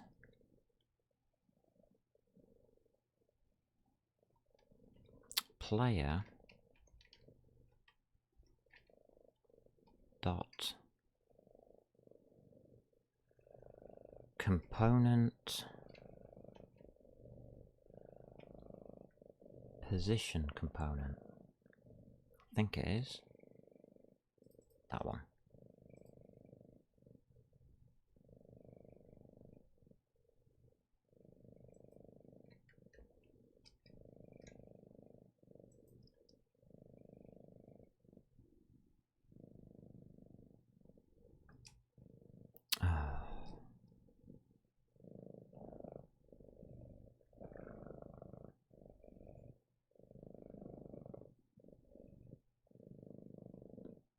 Okay.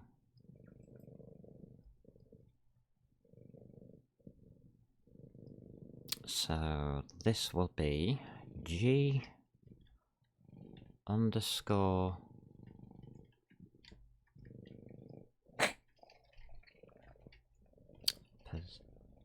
position component,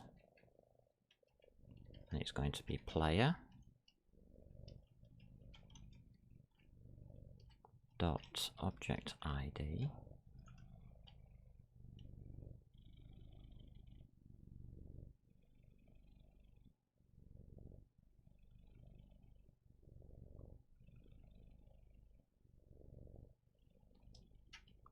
equals true, I suppose.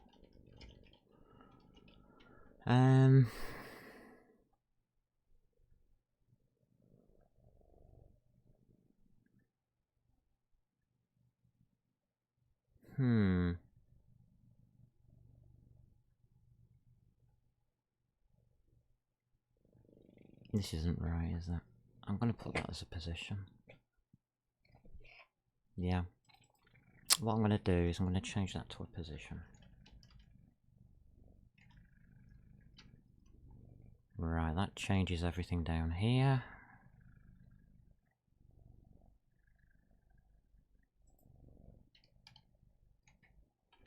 Object ID.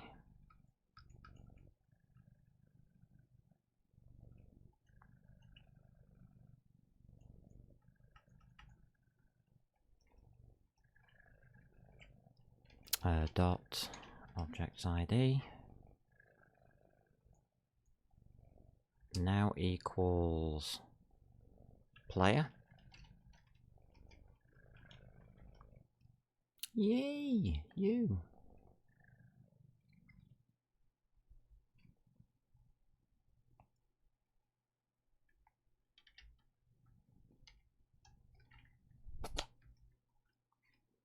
Object ID.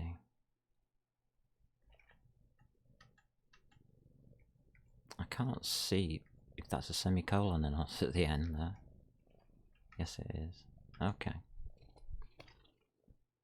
Ow. You're hurting me. Muppet. I know you're purring away, but you're hurting me. Oh, let's have a look what we've got here. We've got messages, have we? Want to become famous? Yeah, right. Okay. No, I don't want to become famous. I already am. Right, add position component to player.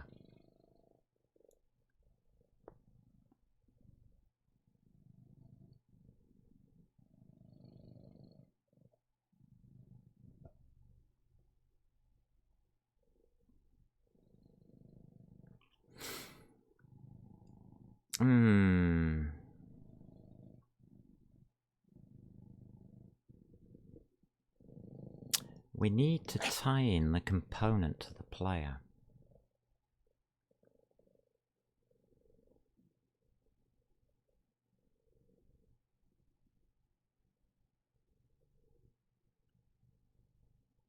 Somehow. So I'm not sure of this initialization procedure that I put in.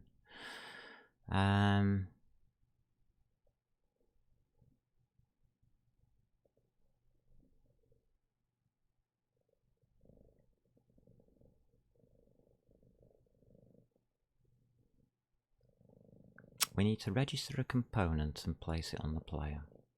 What do you think, Muppet? Do you think that's a good idea?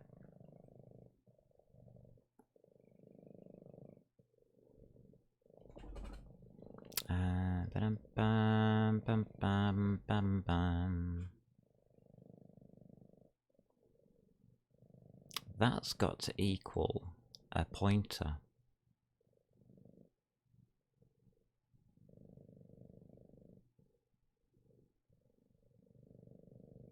But it's just going to be a circular pointer if I put it there.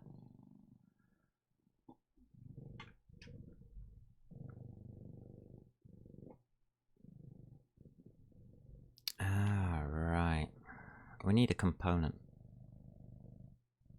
So let's make a component called position. Let's ignore everything else for a minute. Just do this, position. And we'll call it player position.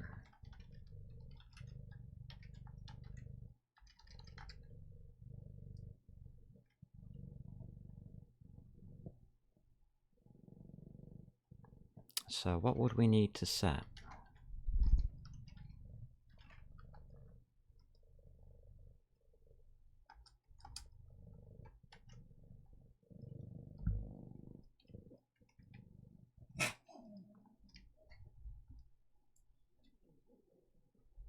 Well, thank you, Muppet.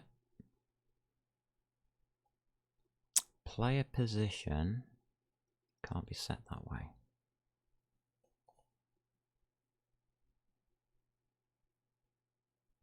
So int object ID. We can't do it this way, can we?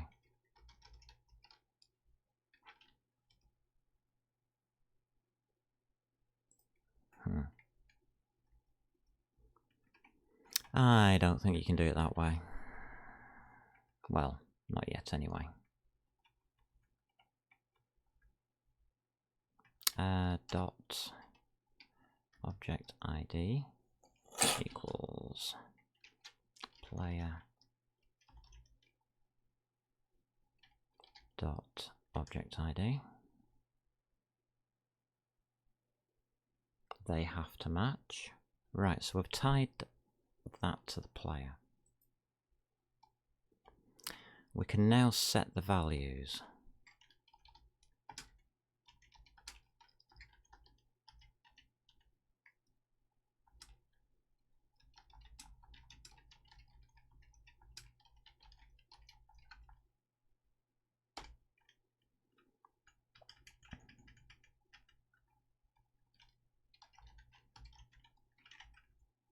That's going to be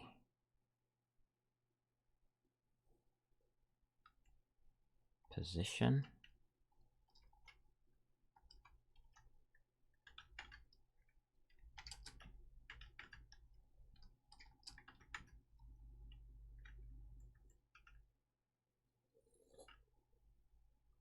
Oh, don't tell me I'm going to have these problems again.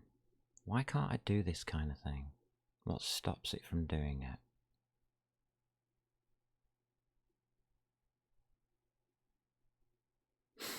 For starters, that's got to be a pointer.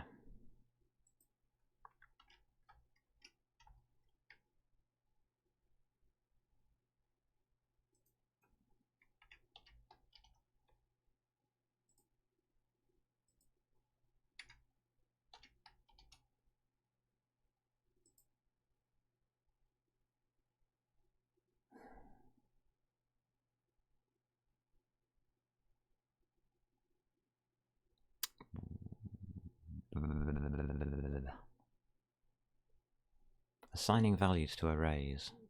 Position is a vec3. Yeah.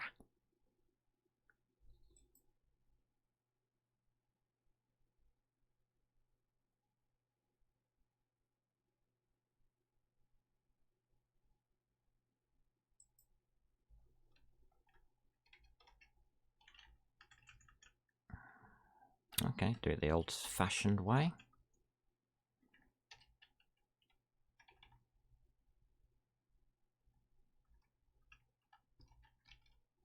This is how we used to do it in my youth, people.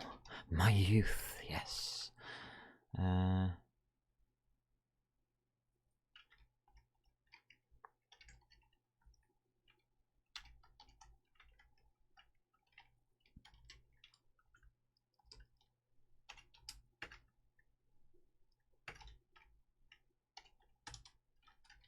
There we go.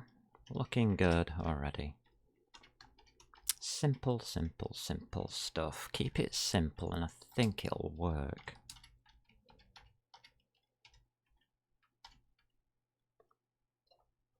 What else we got?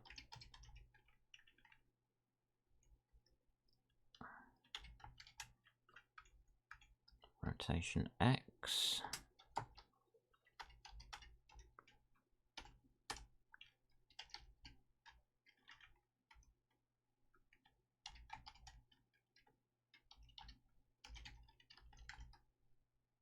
Why can't I string all of this lot together? There's got to be a better way of doing this. Have we got any better ways of doing it? Anybody?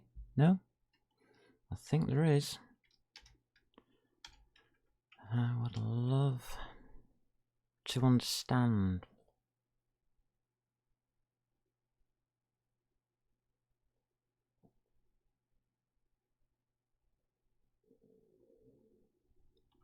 I wonder, can we not just do player position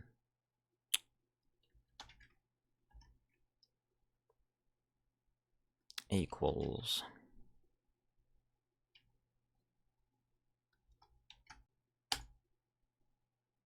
dot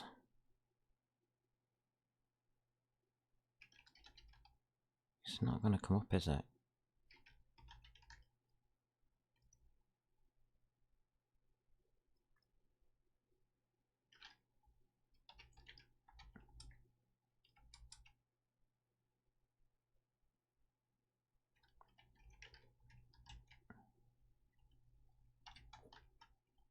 Why can't I do this?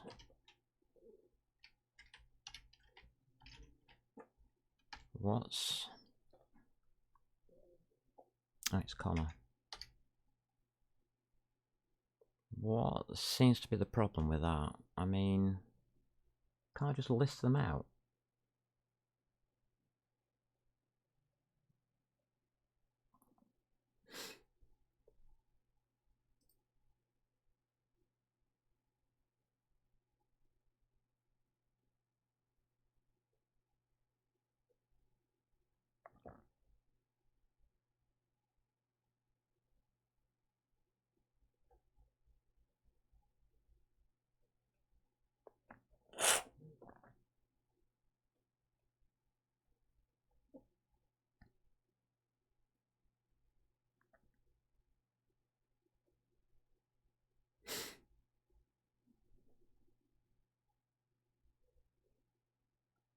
No.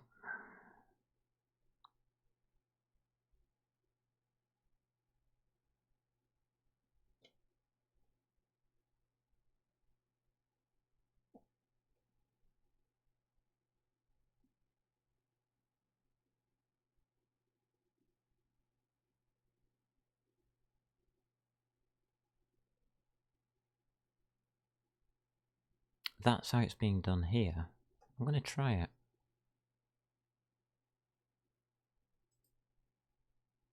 This is exactly what I'm seeing down here.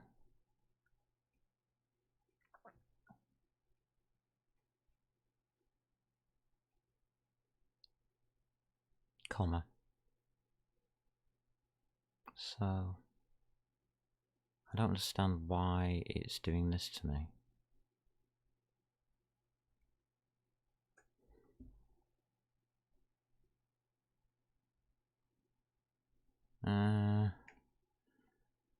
Alright.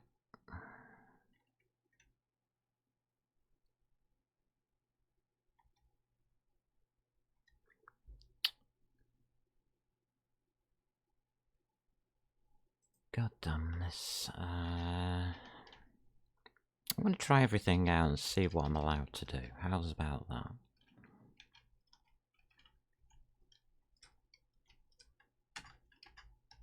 I mean, I know I'm allowed to do it the old-fashioned way. But am I allowed to do it this way?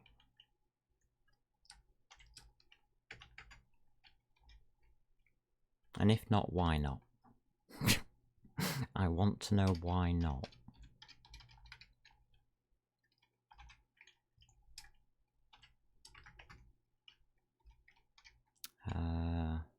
Do the rotations.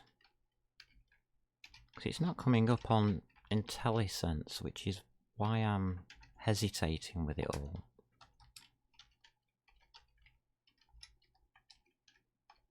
And it's not changing colour. I mean, is this C++ I'm typing in? Or is it C?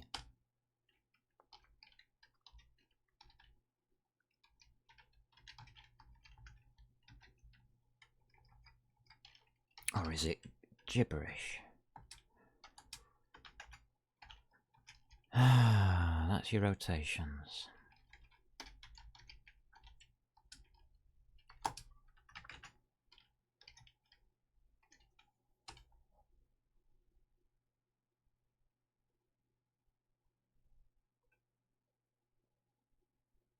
And we've got a map4 model matrix.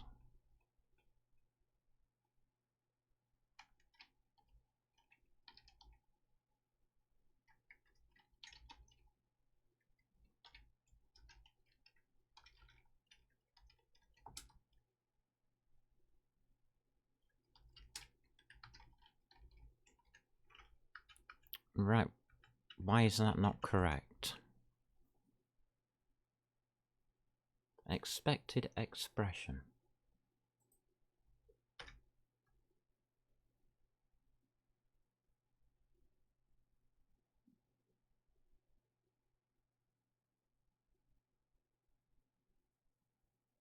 I mean, that's the information, but how do you assign it to the struct? Does the struct have to be something special? Like static?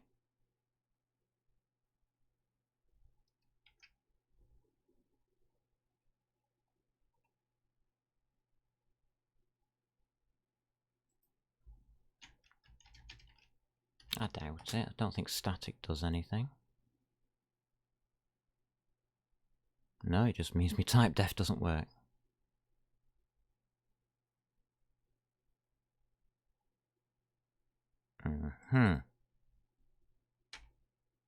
Oops.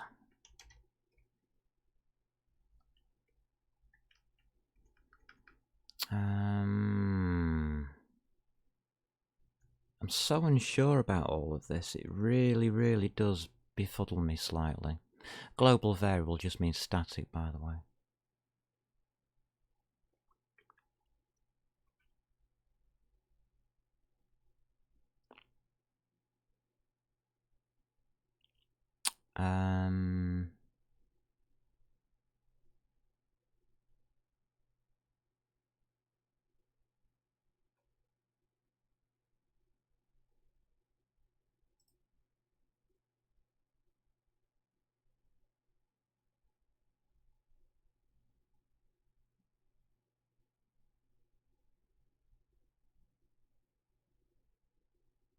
You can only do it if you declare it. It would seem.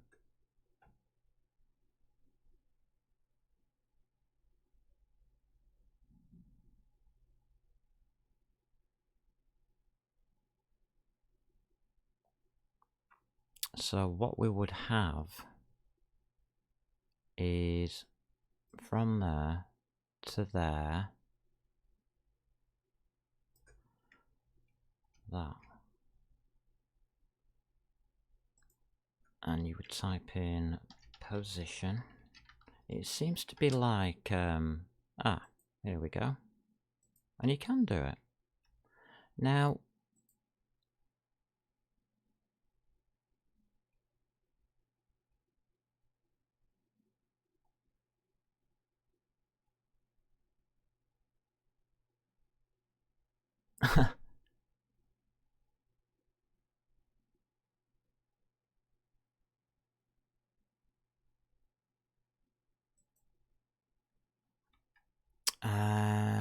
okay.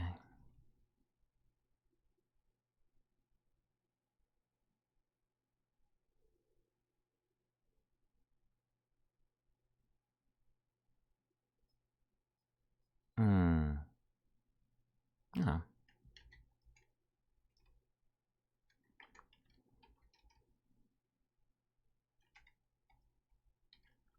GLM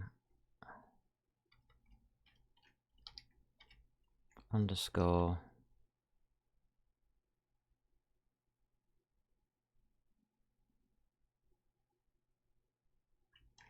mat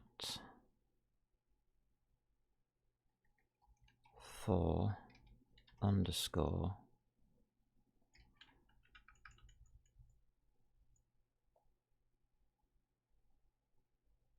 mat 4 is strict mat size t count void.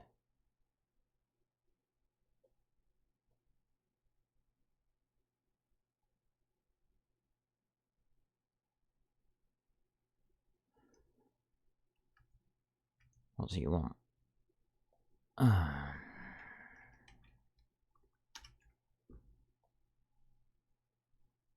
It wants a mat 4 and a size t count.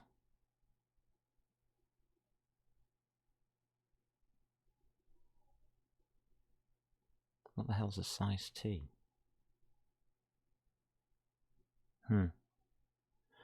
Model matrix.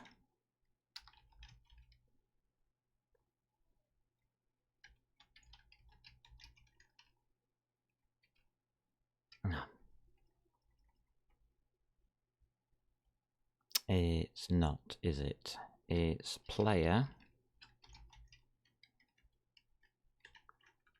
position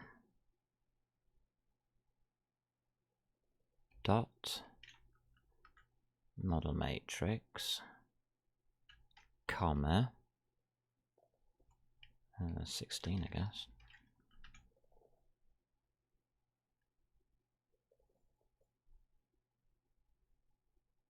Size t count.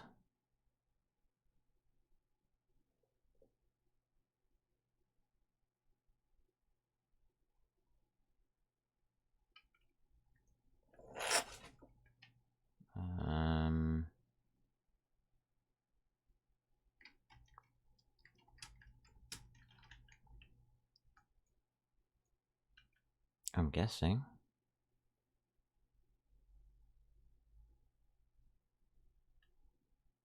What's wrong with it now? Initializing float with an expression of incompatible type void. Really? Static inline void. Oh, right, yes.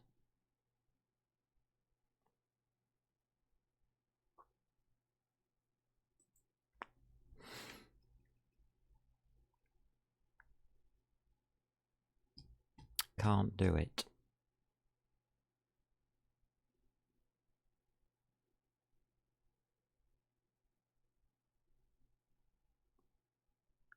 Can I just miss it off altogether?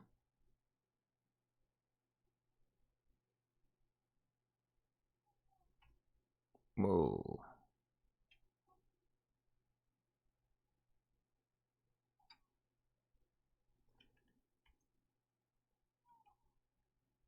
Alright, stop complaining at me. Sort of.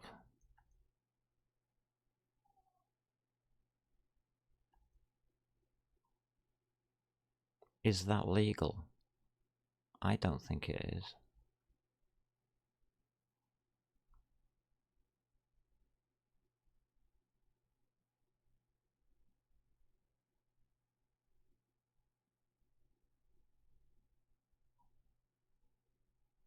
Okay.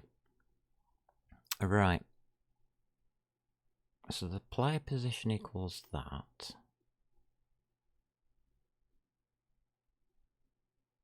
Well, that's got to be a pointer.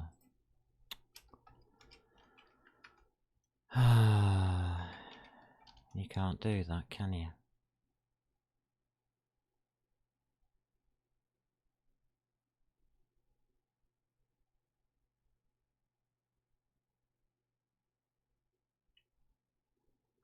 Alright, I've had enough messing around. I've had enough of that.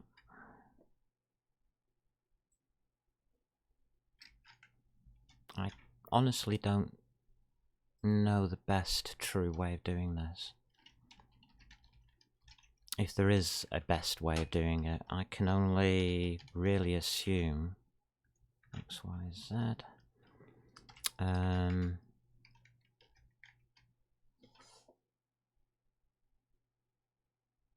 mean, I can assign everything to null, but would that work?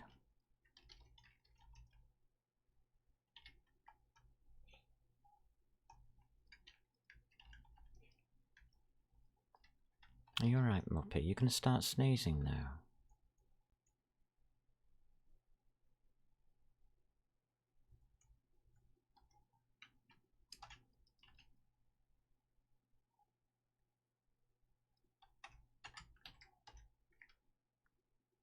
There's a reason for that.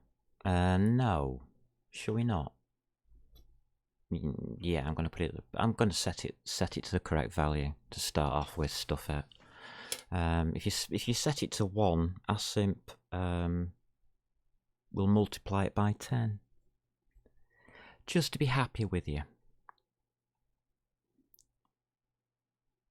Okay. So player component da equals player position.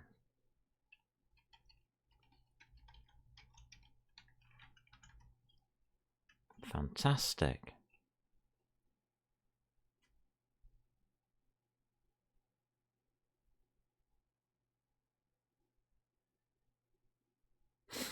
Now, what do I do with all of that information? Do I just hide it in player position? Ah, maybe I do for now. Maybe I do.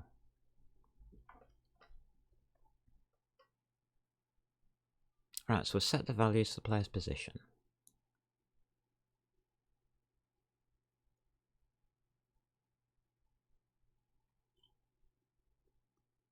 Now what we need is the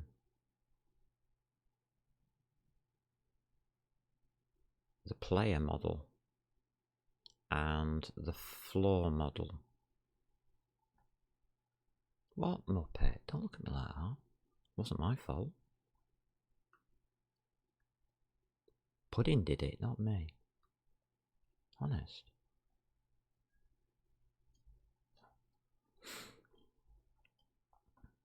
So what do we think? Is this going to work out as an ECS system? I'm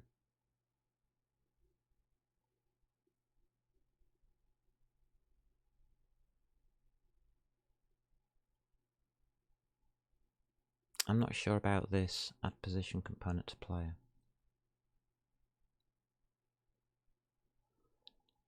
I need to add this. I need to register this.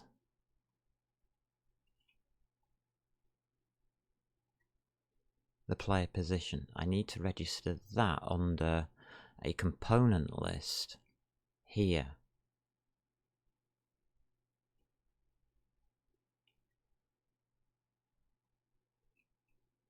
Right, so get rid of that line.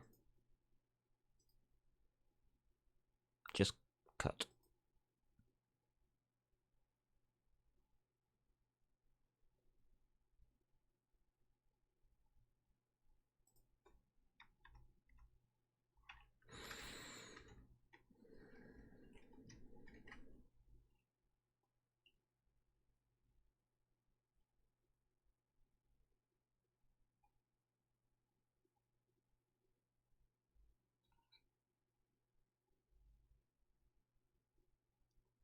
Yeah, there. No, that's player's position there. That should agree with that. Yeah.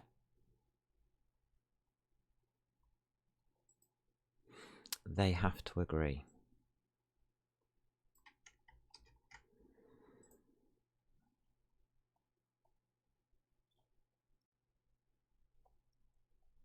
That's a pointer. And it's going into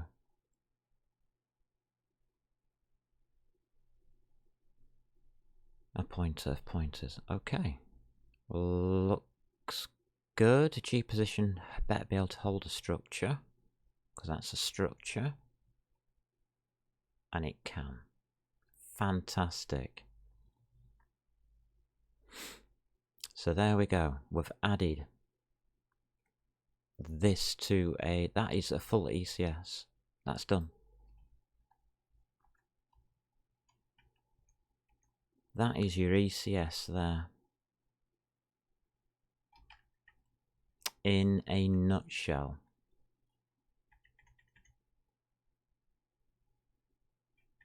Okay.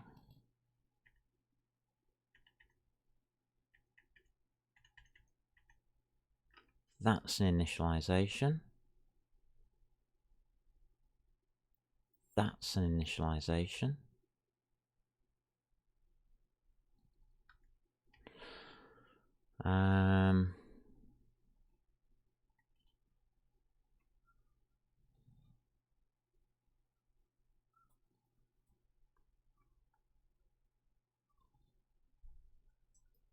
Ouch.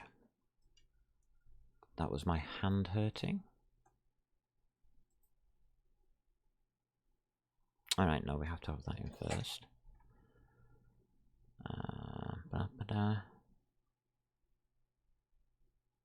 Okay. That's where we've got the player.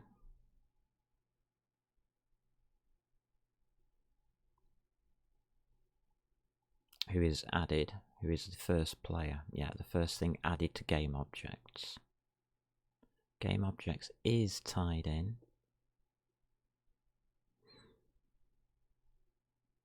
There is a reason for that, because the game entities per level will change and need to be recorded. What's alive and what's dead. Things like that. It's a recording mechanism. I don't know if we need it.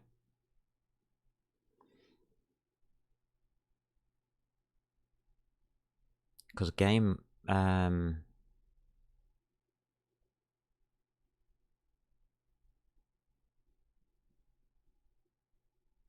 yes, we do.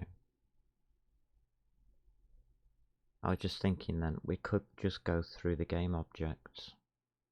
We can either iterate through game objects or iterate through game entities.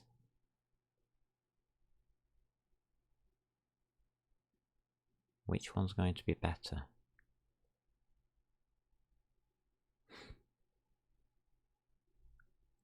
Right, well, let's have a look at what they're both doing then. Right, the entities is just a list of IDs that are in use.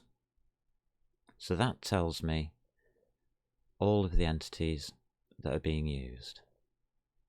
A game object is an entity with components.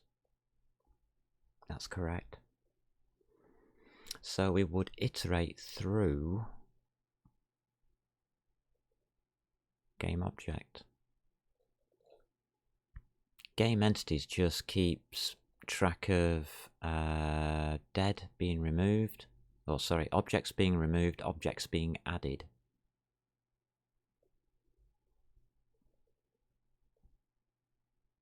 And this just takes a record of the components.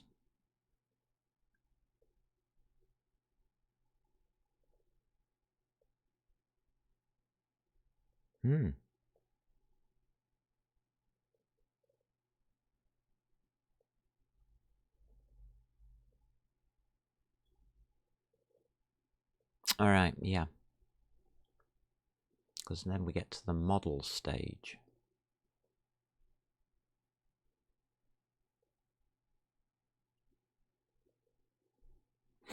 We've done position. We've done entities, we've done objects. And we're not doing so badly on these includes either. So we seem to be going through them quite nicely. I'm happy with that. So all of these yellow markers are just things that aren't being used. So I don't need to worry about that yet. I'm happy with what I've got.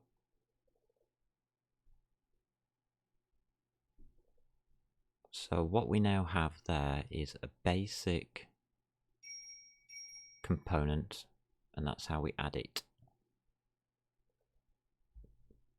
That needs to be a function.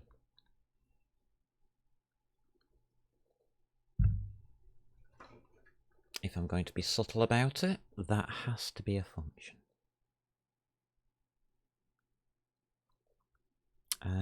Right, so how much mess have you made here, Muppet? Okay, at least you didn't start sneezing. That is the worst when Muppet sneezes. He shakes his head when he's sneezing. I mean, it's as funny as hell unless you are facing him. Yeah. Cat mucus will fly. So we've got Pudding who's trying to commit suicide by peeing on the computer. And we've got Muppet who shakes his head when he sneezes and likes to spray mucus everywhere. Yeah. That's good. That's a good life to have. Right, I'm happy with what I'm seeing. Everything looks good there. All the stats should work out nicely. Now, what we need to do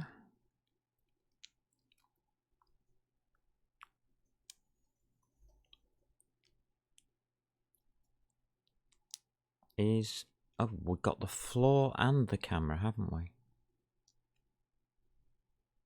I'm going to keep the floor unique as well. I don't want the floor to be a game object, because I'm not doing walls as such.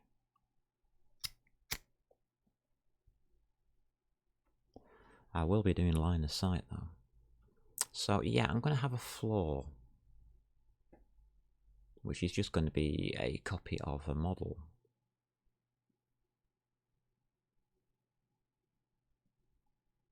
With a model matrix.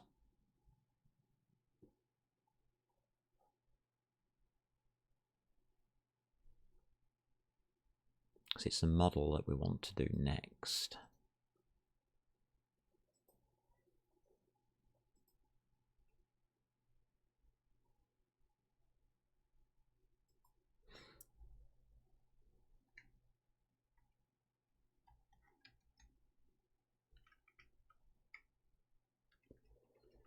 I'm going to call it floor underscore tile. And I'm going to add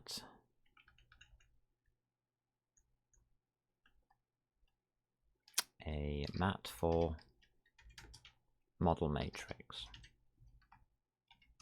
which is why it's different to a normal model. It doesn't have position, rotation and scale and things like that because it's just a floor tile. It will be generated at position 0, 0, 0 in the world and then drawn wherever required by a rendering system.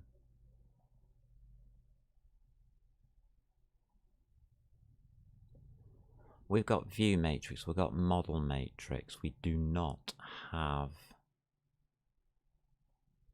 the P.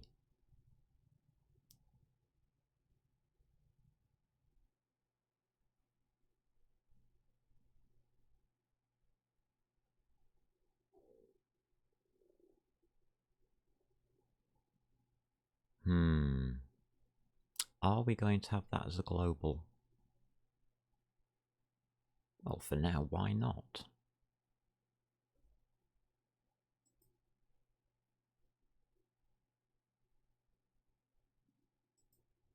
Can't see why not.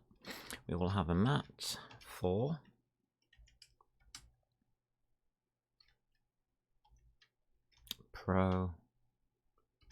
projection matrix.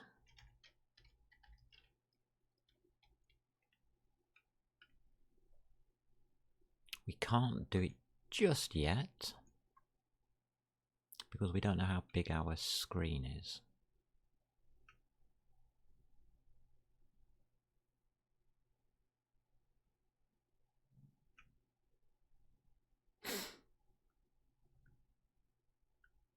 Okay.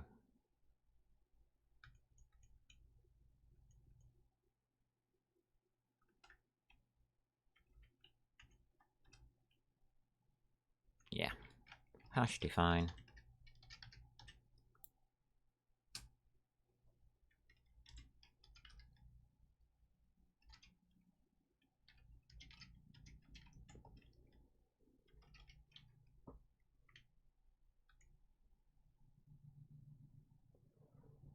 I'll have a window width of 900. I'll have a hash define.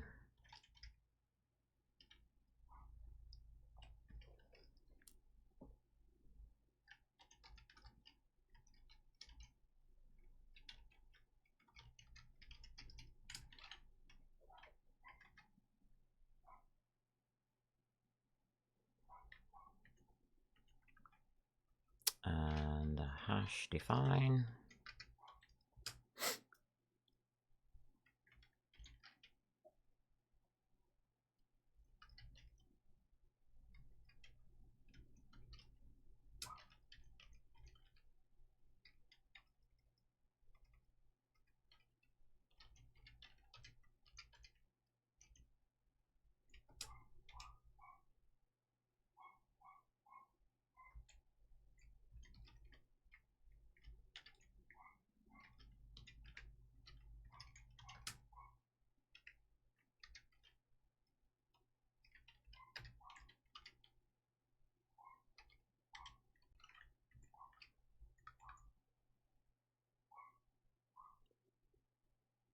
Okay. Looking good so far.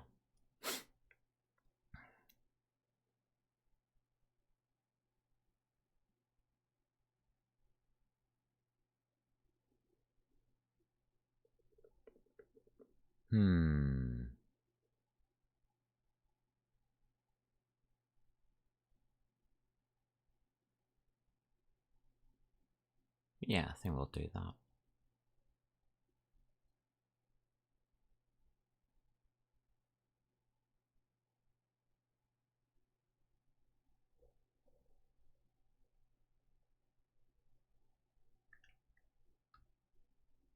Okay, I've got a camera to do.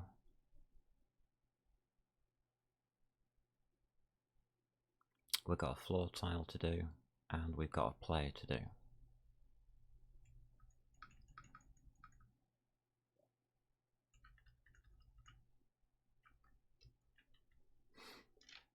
So,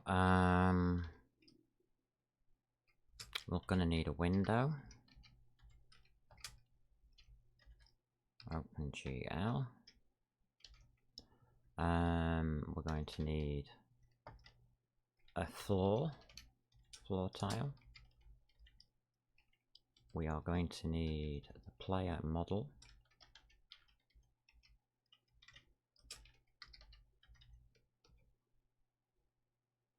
And we're going to need the camera. Those are the 4 things that we need to display something.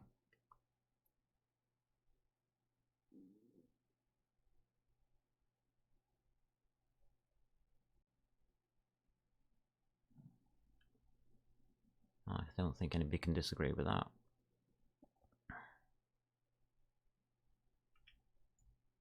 Then we want a main loop.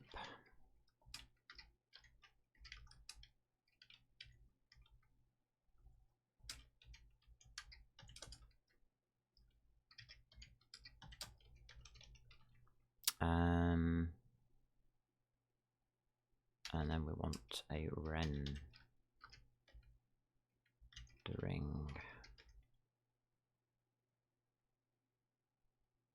code function. I don't know.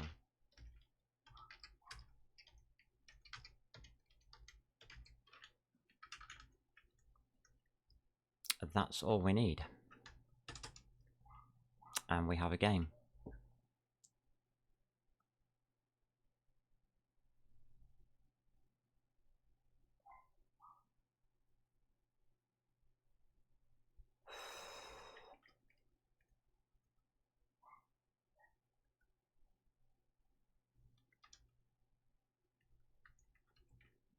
Let's have a look. Create dungeon level.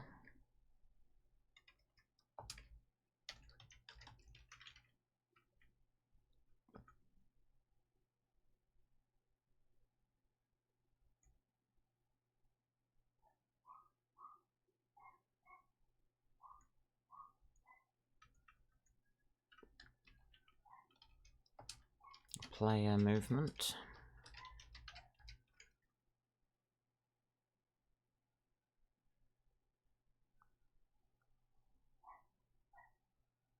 I think I will include camera movement for now.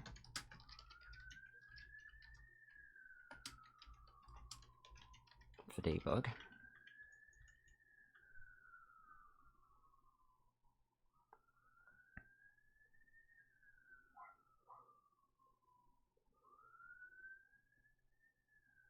And I think that's as far as we have really explored so far, but we haven't been using like an ECS system to go with it.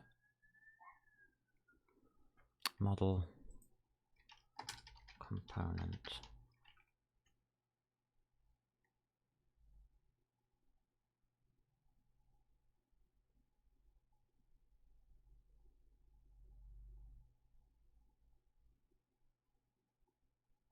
I can't do any of this without the window. That has to come first because that then brings in the OpenGL. Without OpenGL, I can't do anything. So I have to do that first. Must be done first to get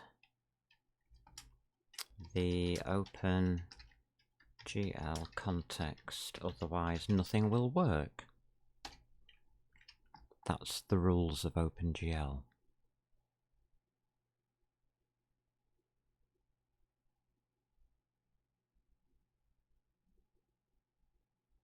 Good. I think we've got a way forwards.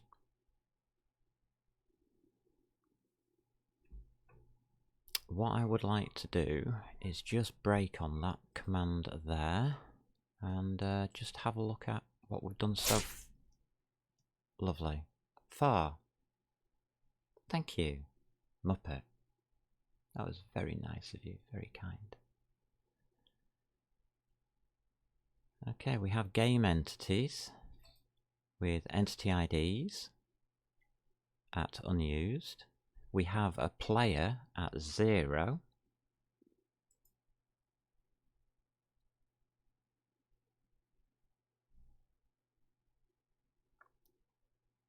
Oh, and we have a Sigseggy fault. Right.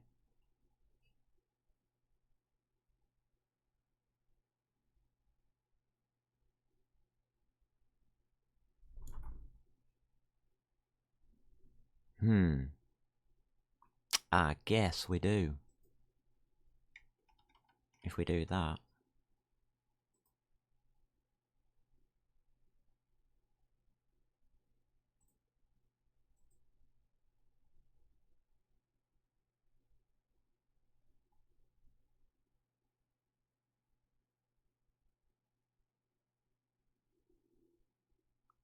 Yeah, it's still going to null. But at least now we got the player.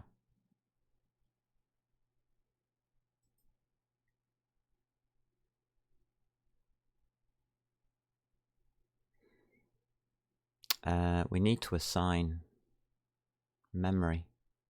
I thought we would do.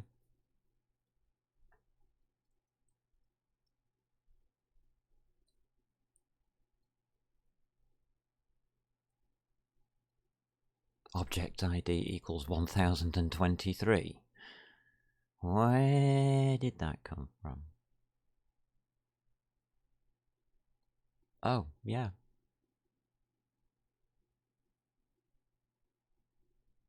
It's a pointer.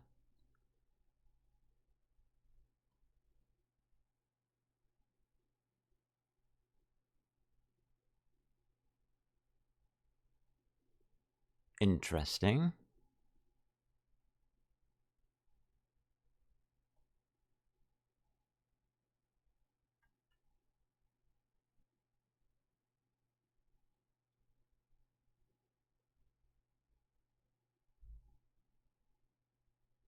That's wrong. It should be the value of that.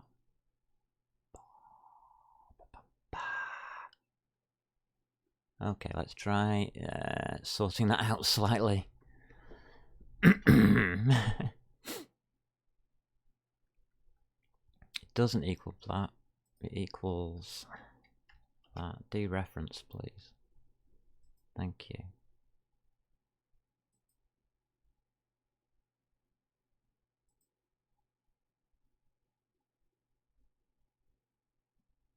Oh.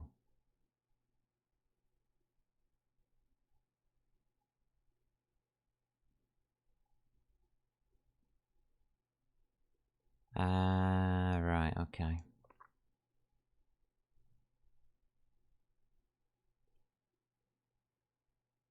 Invalid type argument of a unary star. U32 unsigned int.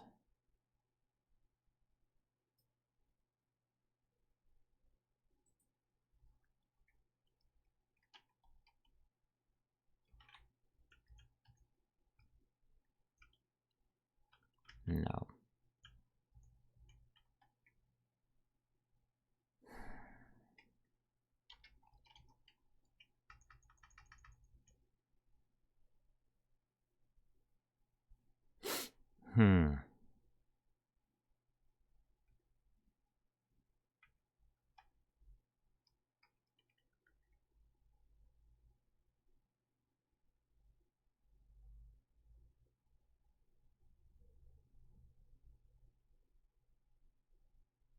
Player position, object ID. Is that going to have to be a pointer as well?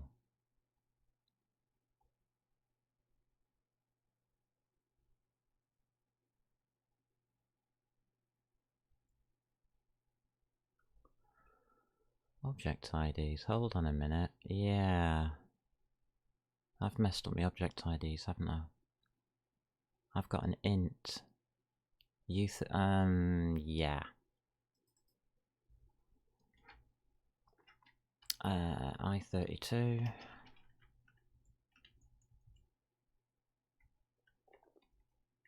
That should be an I32. That should be an I32.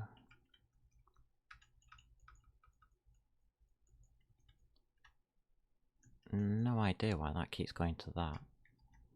I32. Okay. Let's see what we've got now.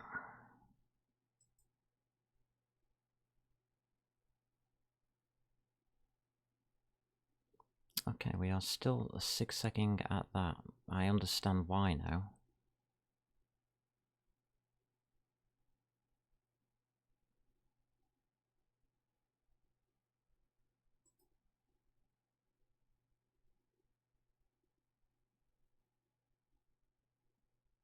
Those components should be unused.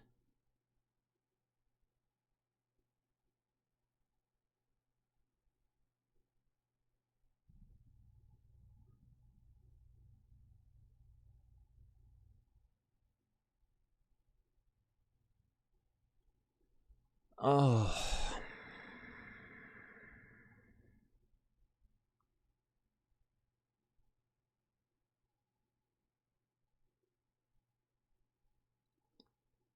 But it has given it an object ID. But what is that value in reality? That's 1023.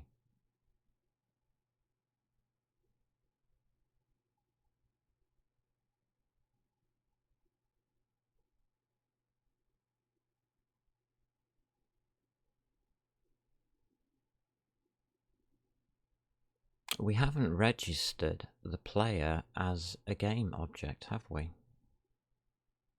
Or have we?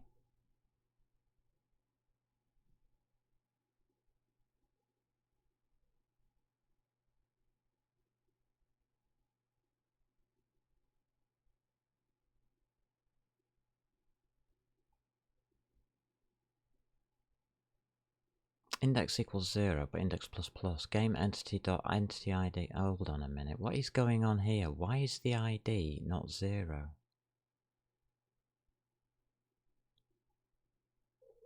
Why is it 1023?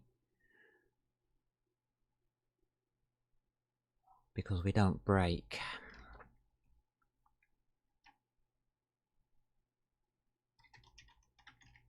That's why.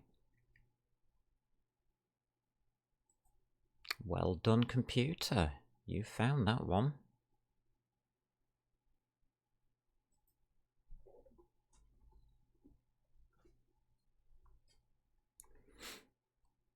Hello, Muppet. It should be 0 now. Yes, it is.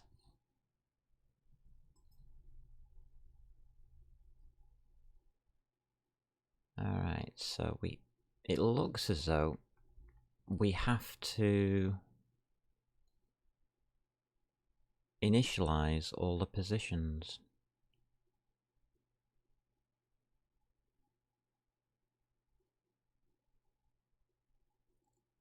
There's no memory. That's why we're getting a zigzag. It's looking like.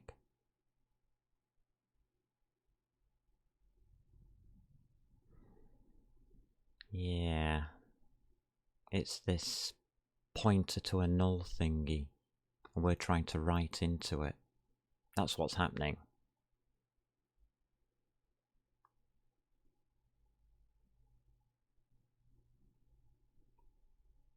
So that's a pointer to null.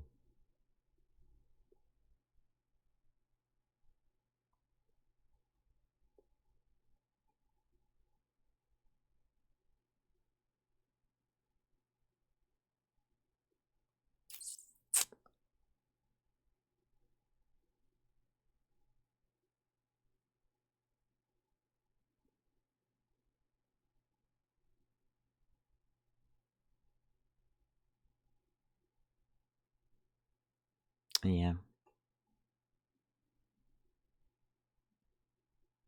We have to do player position. That...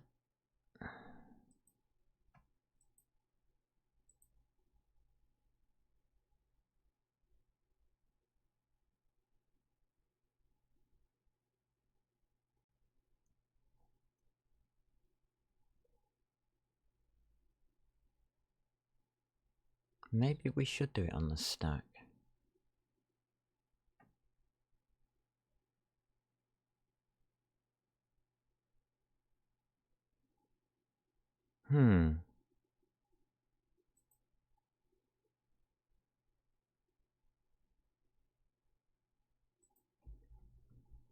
Yeah. But that...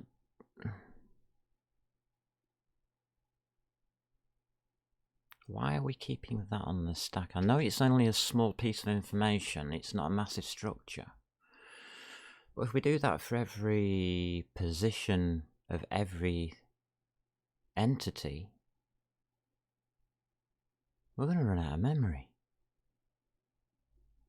Or become a stack swapping entity. It's not what I would say is a good idea.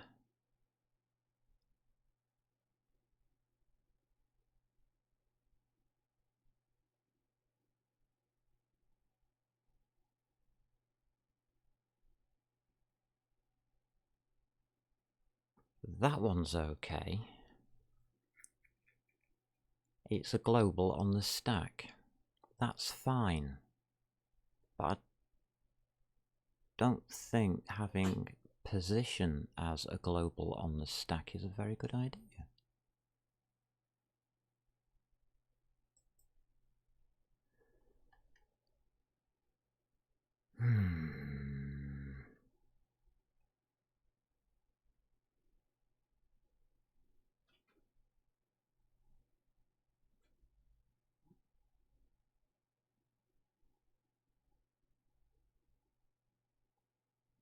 So every time we make one of these, we have to assign some memory to it. I'm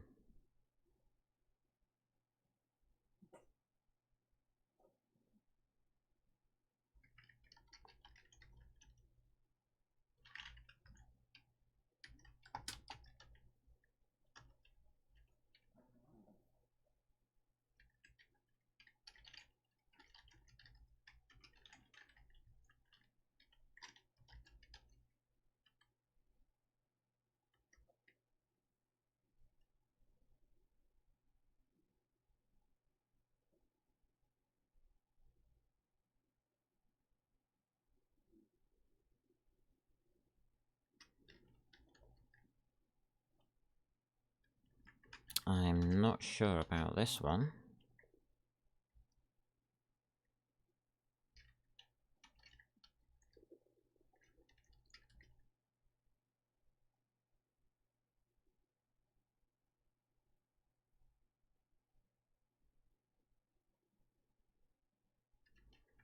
Will that bring back bytes? Or will it not? That's all I've got.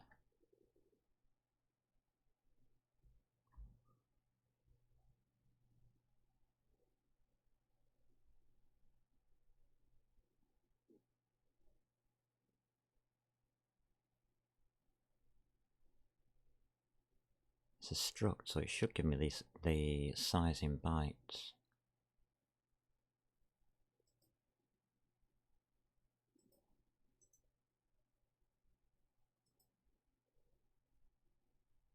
Alright, player.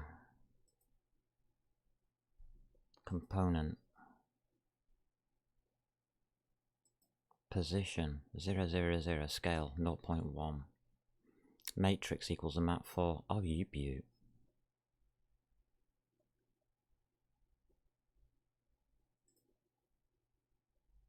You absolute sparkling piece of joy. We did it. That's correct. Right, so we've got a player. Components don't matter. OX, what's that? 49BO.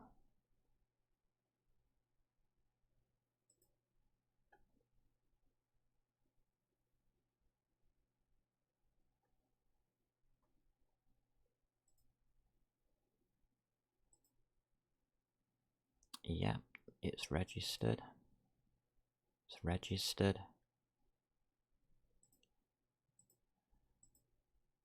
Position's good. I don't believe this. I think we've actually gone and done it. We've got an ECS.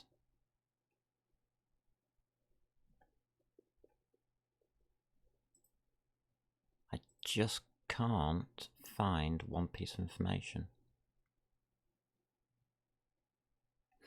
That's interesting.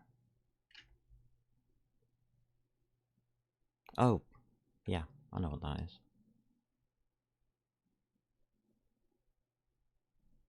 Component void star 64, yeah. Where is... I've got something missing here.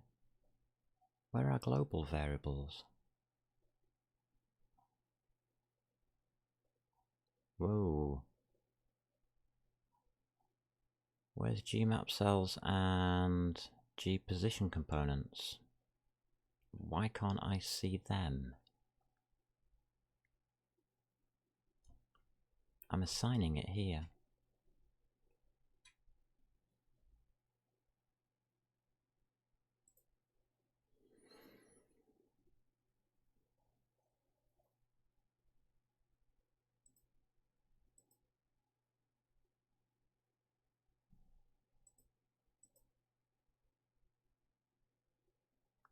It's at 952.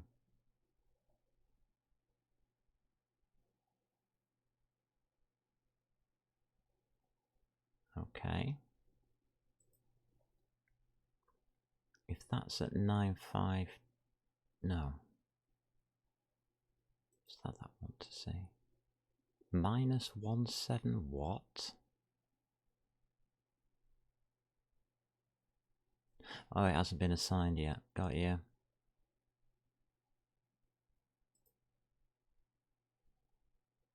Yeah, the object ID hasn't been assigned at this point.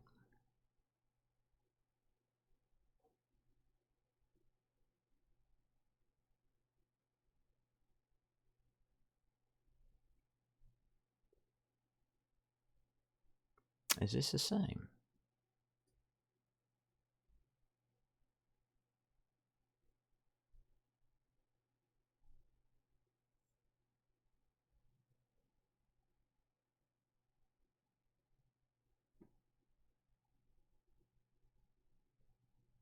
Why is that same position when it's an object ID?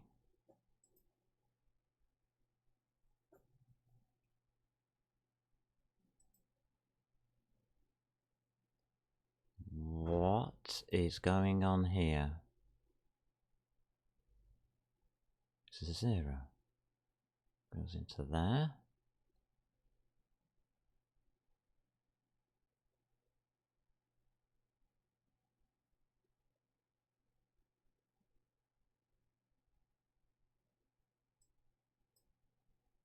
Ah, I know what I've done.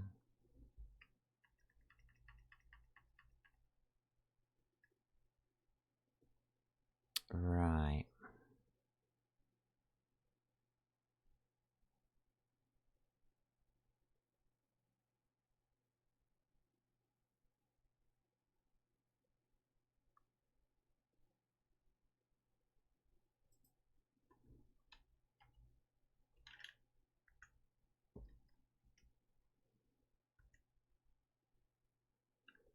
And we still can't equate them.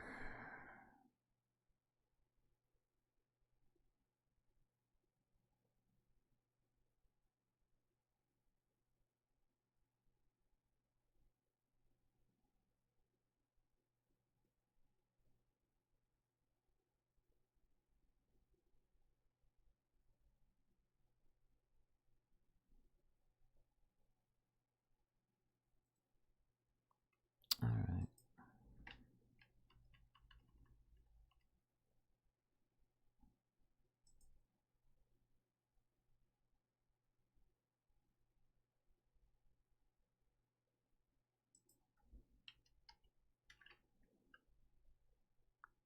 It's a G position component.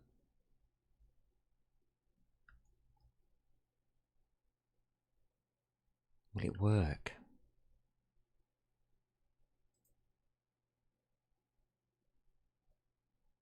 Will it work?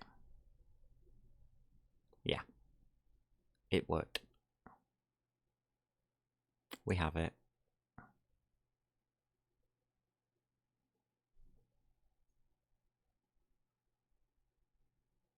Fantastic. So all of the object IDs match up. That means we have an ECS.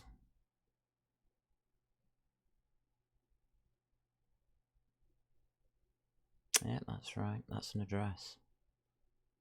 That's the address of the information for the component. Wow. Do we have to free that memory? Yes, we do.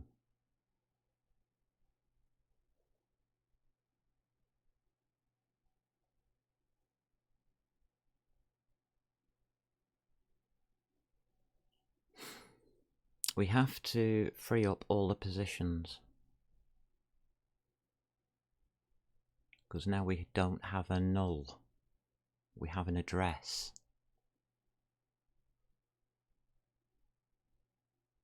And that address has to equal something else somewhere.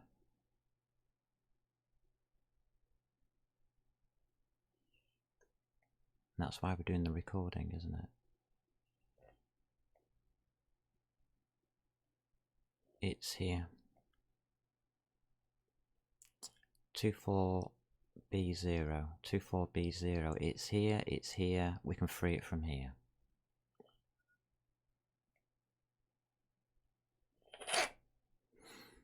Right, so we need to free that component.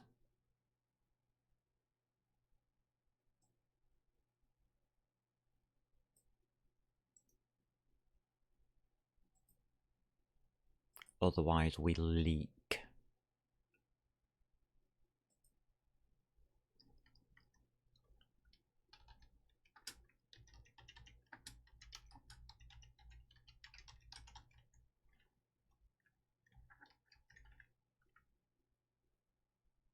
That's the address.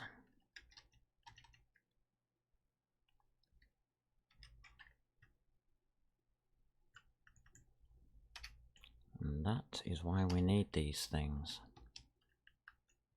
There we go. That's it, complete. It should be able to run straight through now without any memory leaks.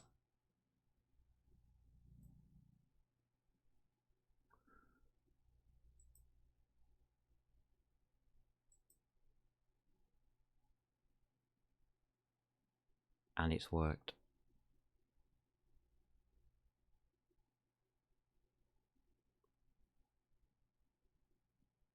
D2010 is the player. Oh my god.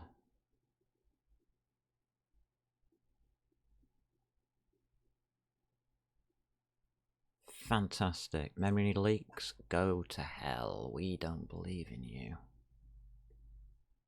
Right, memory checked. That works. Is it correct? No idea. But it does work. Very interesting.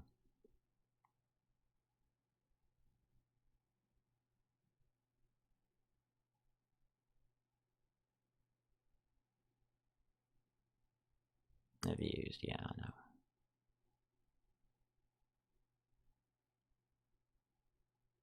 Fantastic, we've done it. We have an ECS system. We can create components. We can add them as long as we free them.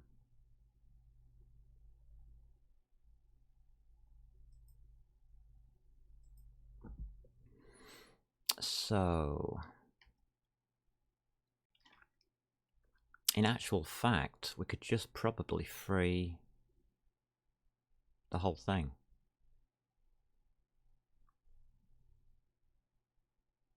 No, because it's holding an index of everything. So no, you can't.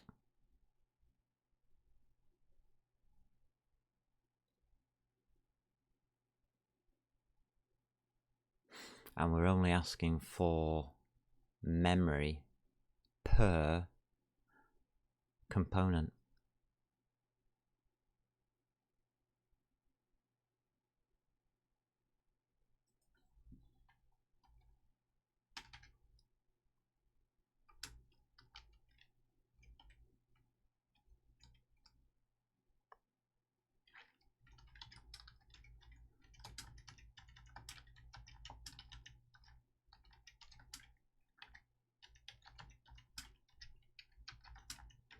It doesn't actually matter if it's in the main, which is why I'm testing everything in the main. If you're in the main function and you exit, any memory that has been gathered by the main function automatically is released back to the system, which is why you use the main function to test things.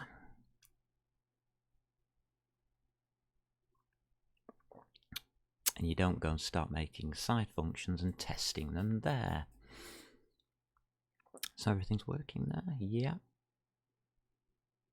Time is 15:17. I'm going to call that a good one. I'm quite happy that we now have an ECS system that will work. It'll make all of this a lot easier to manage. Except for the floor tile, the camera.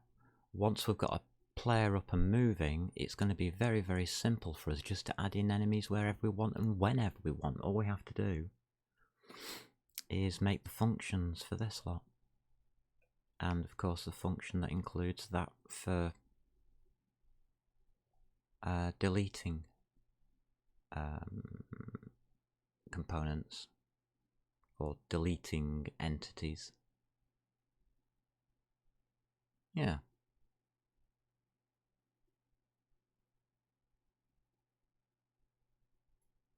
Right, I'm going to give you this code. There's your ECS. I am 90% certain that this will expand out into a full ECS system. So there we go.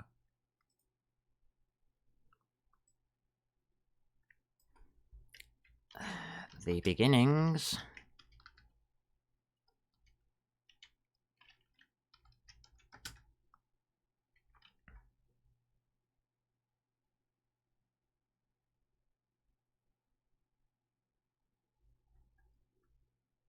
The beginning. Oh god, I can't spell this. Can you do typos for me?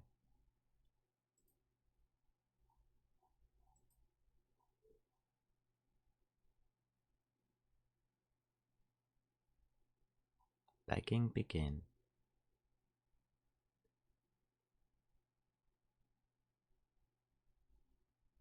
Begins, that'll do.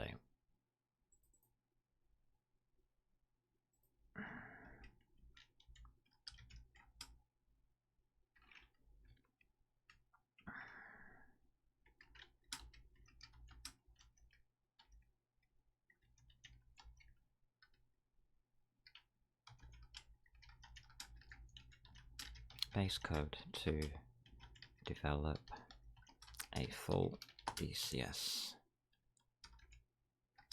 system. Why is develop not good?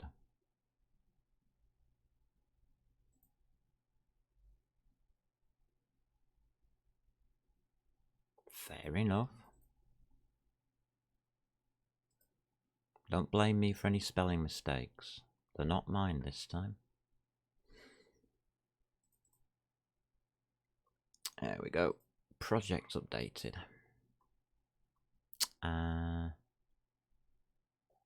So if it's committed,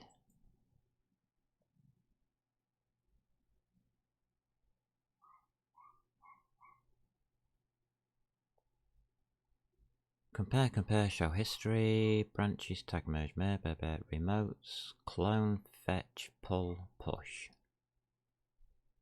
Guess it's push.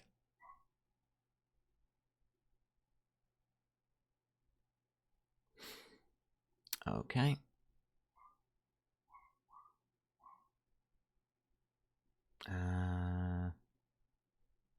Push. Oh, username. I didn't realise it'd do it this way. That's nice of it. Blades, sharp. And the password is I haven't a clue. How's about something like that? Log in with GitHub. Just log in.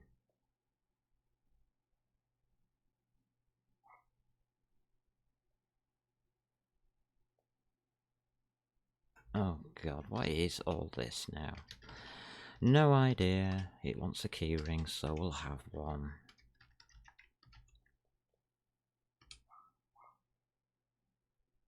There you go.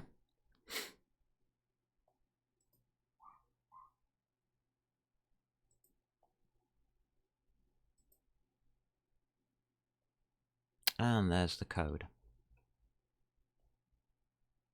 Doesn't look too bad on here.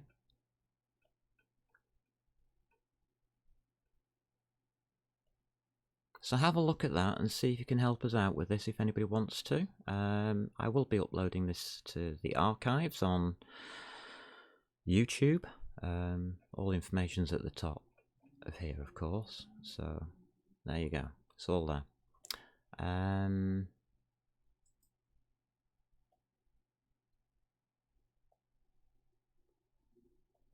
Add a readme. No, I won't. I'll add a watch me after.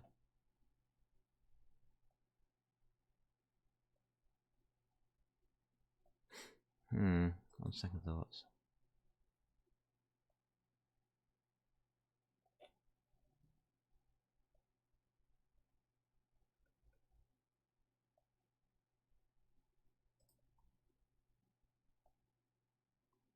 And that means I now have to do a pull.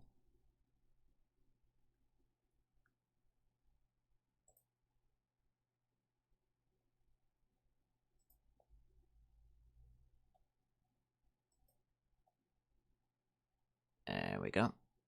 Sorted. So I'm up to date. There we go, I've got a readme file now.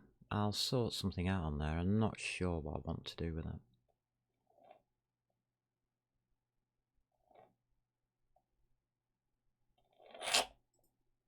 Blooming out. Up here. That was a big sniff. So I might type something in here. Okay. Take care. And I'll look at putting something in here. Enjoy the rest of your day. And we are going to make Sand Rogue using Sea Lion. How interesting. My sea make looks like that, if anybody needs it.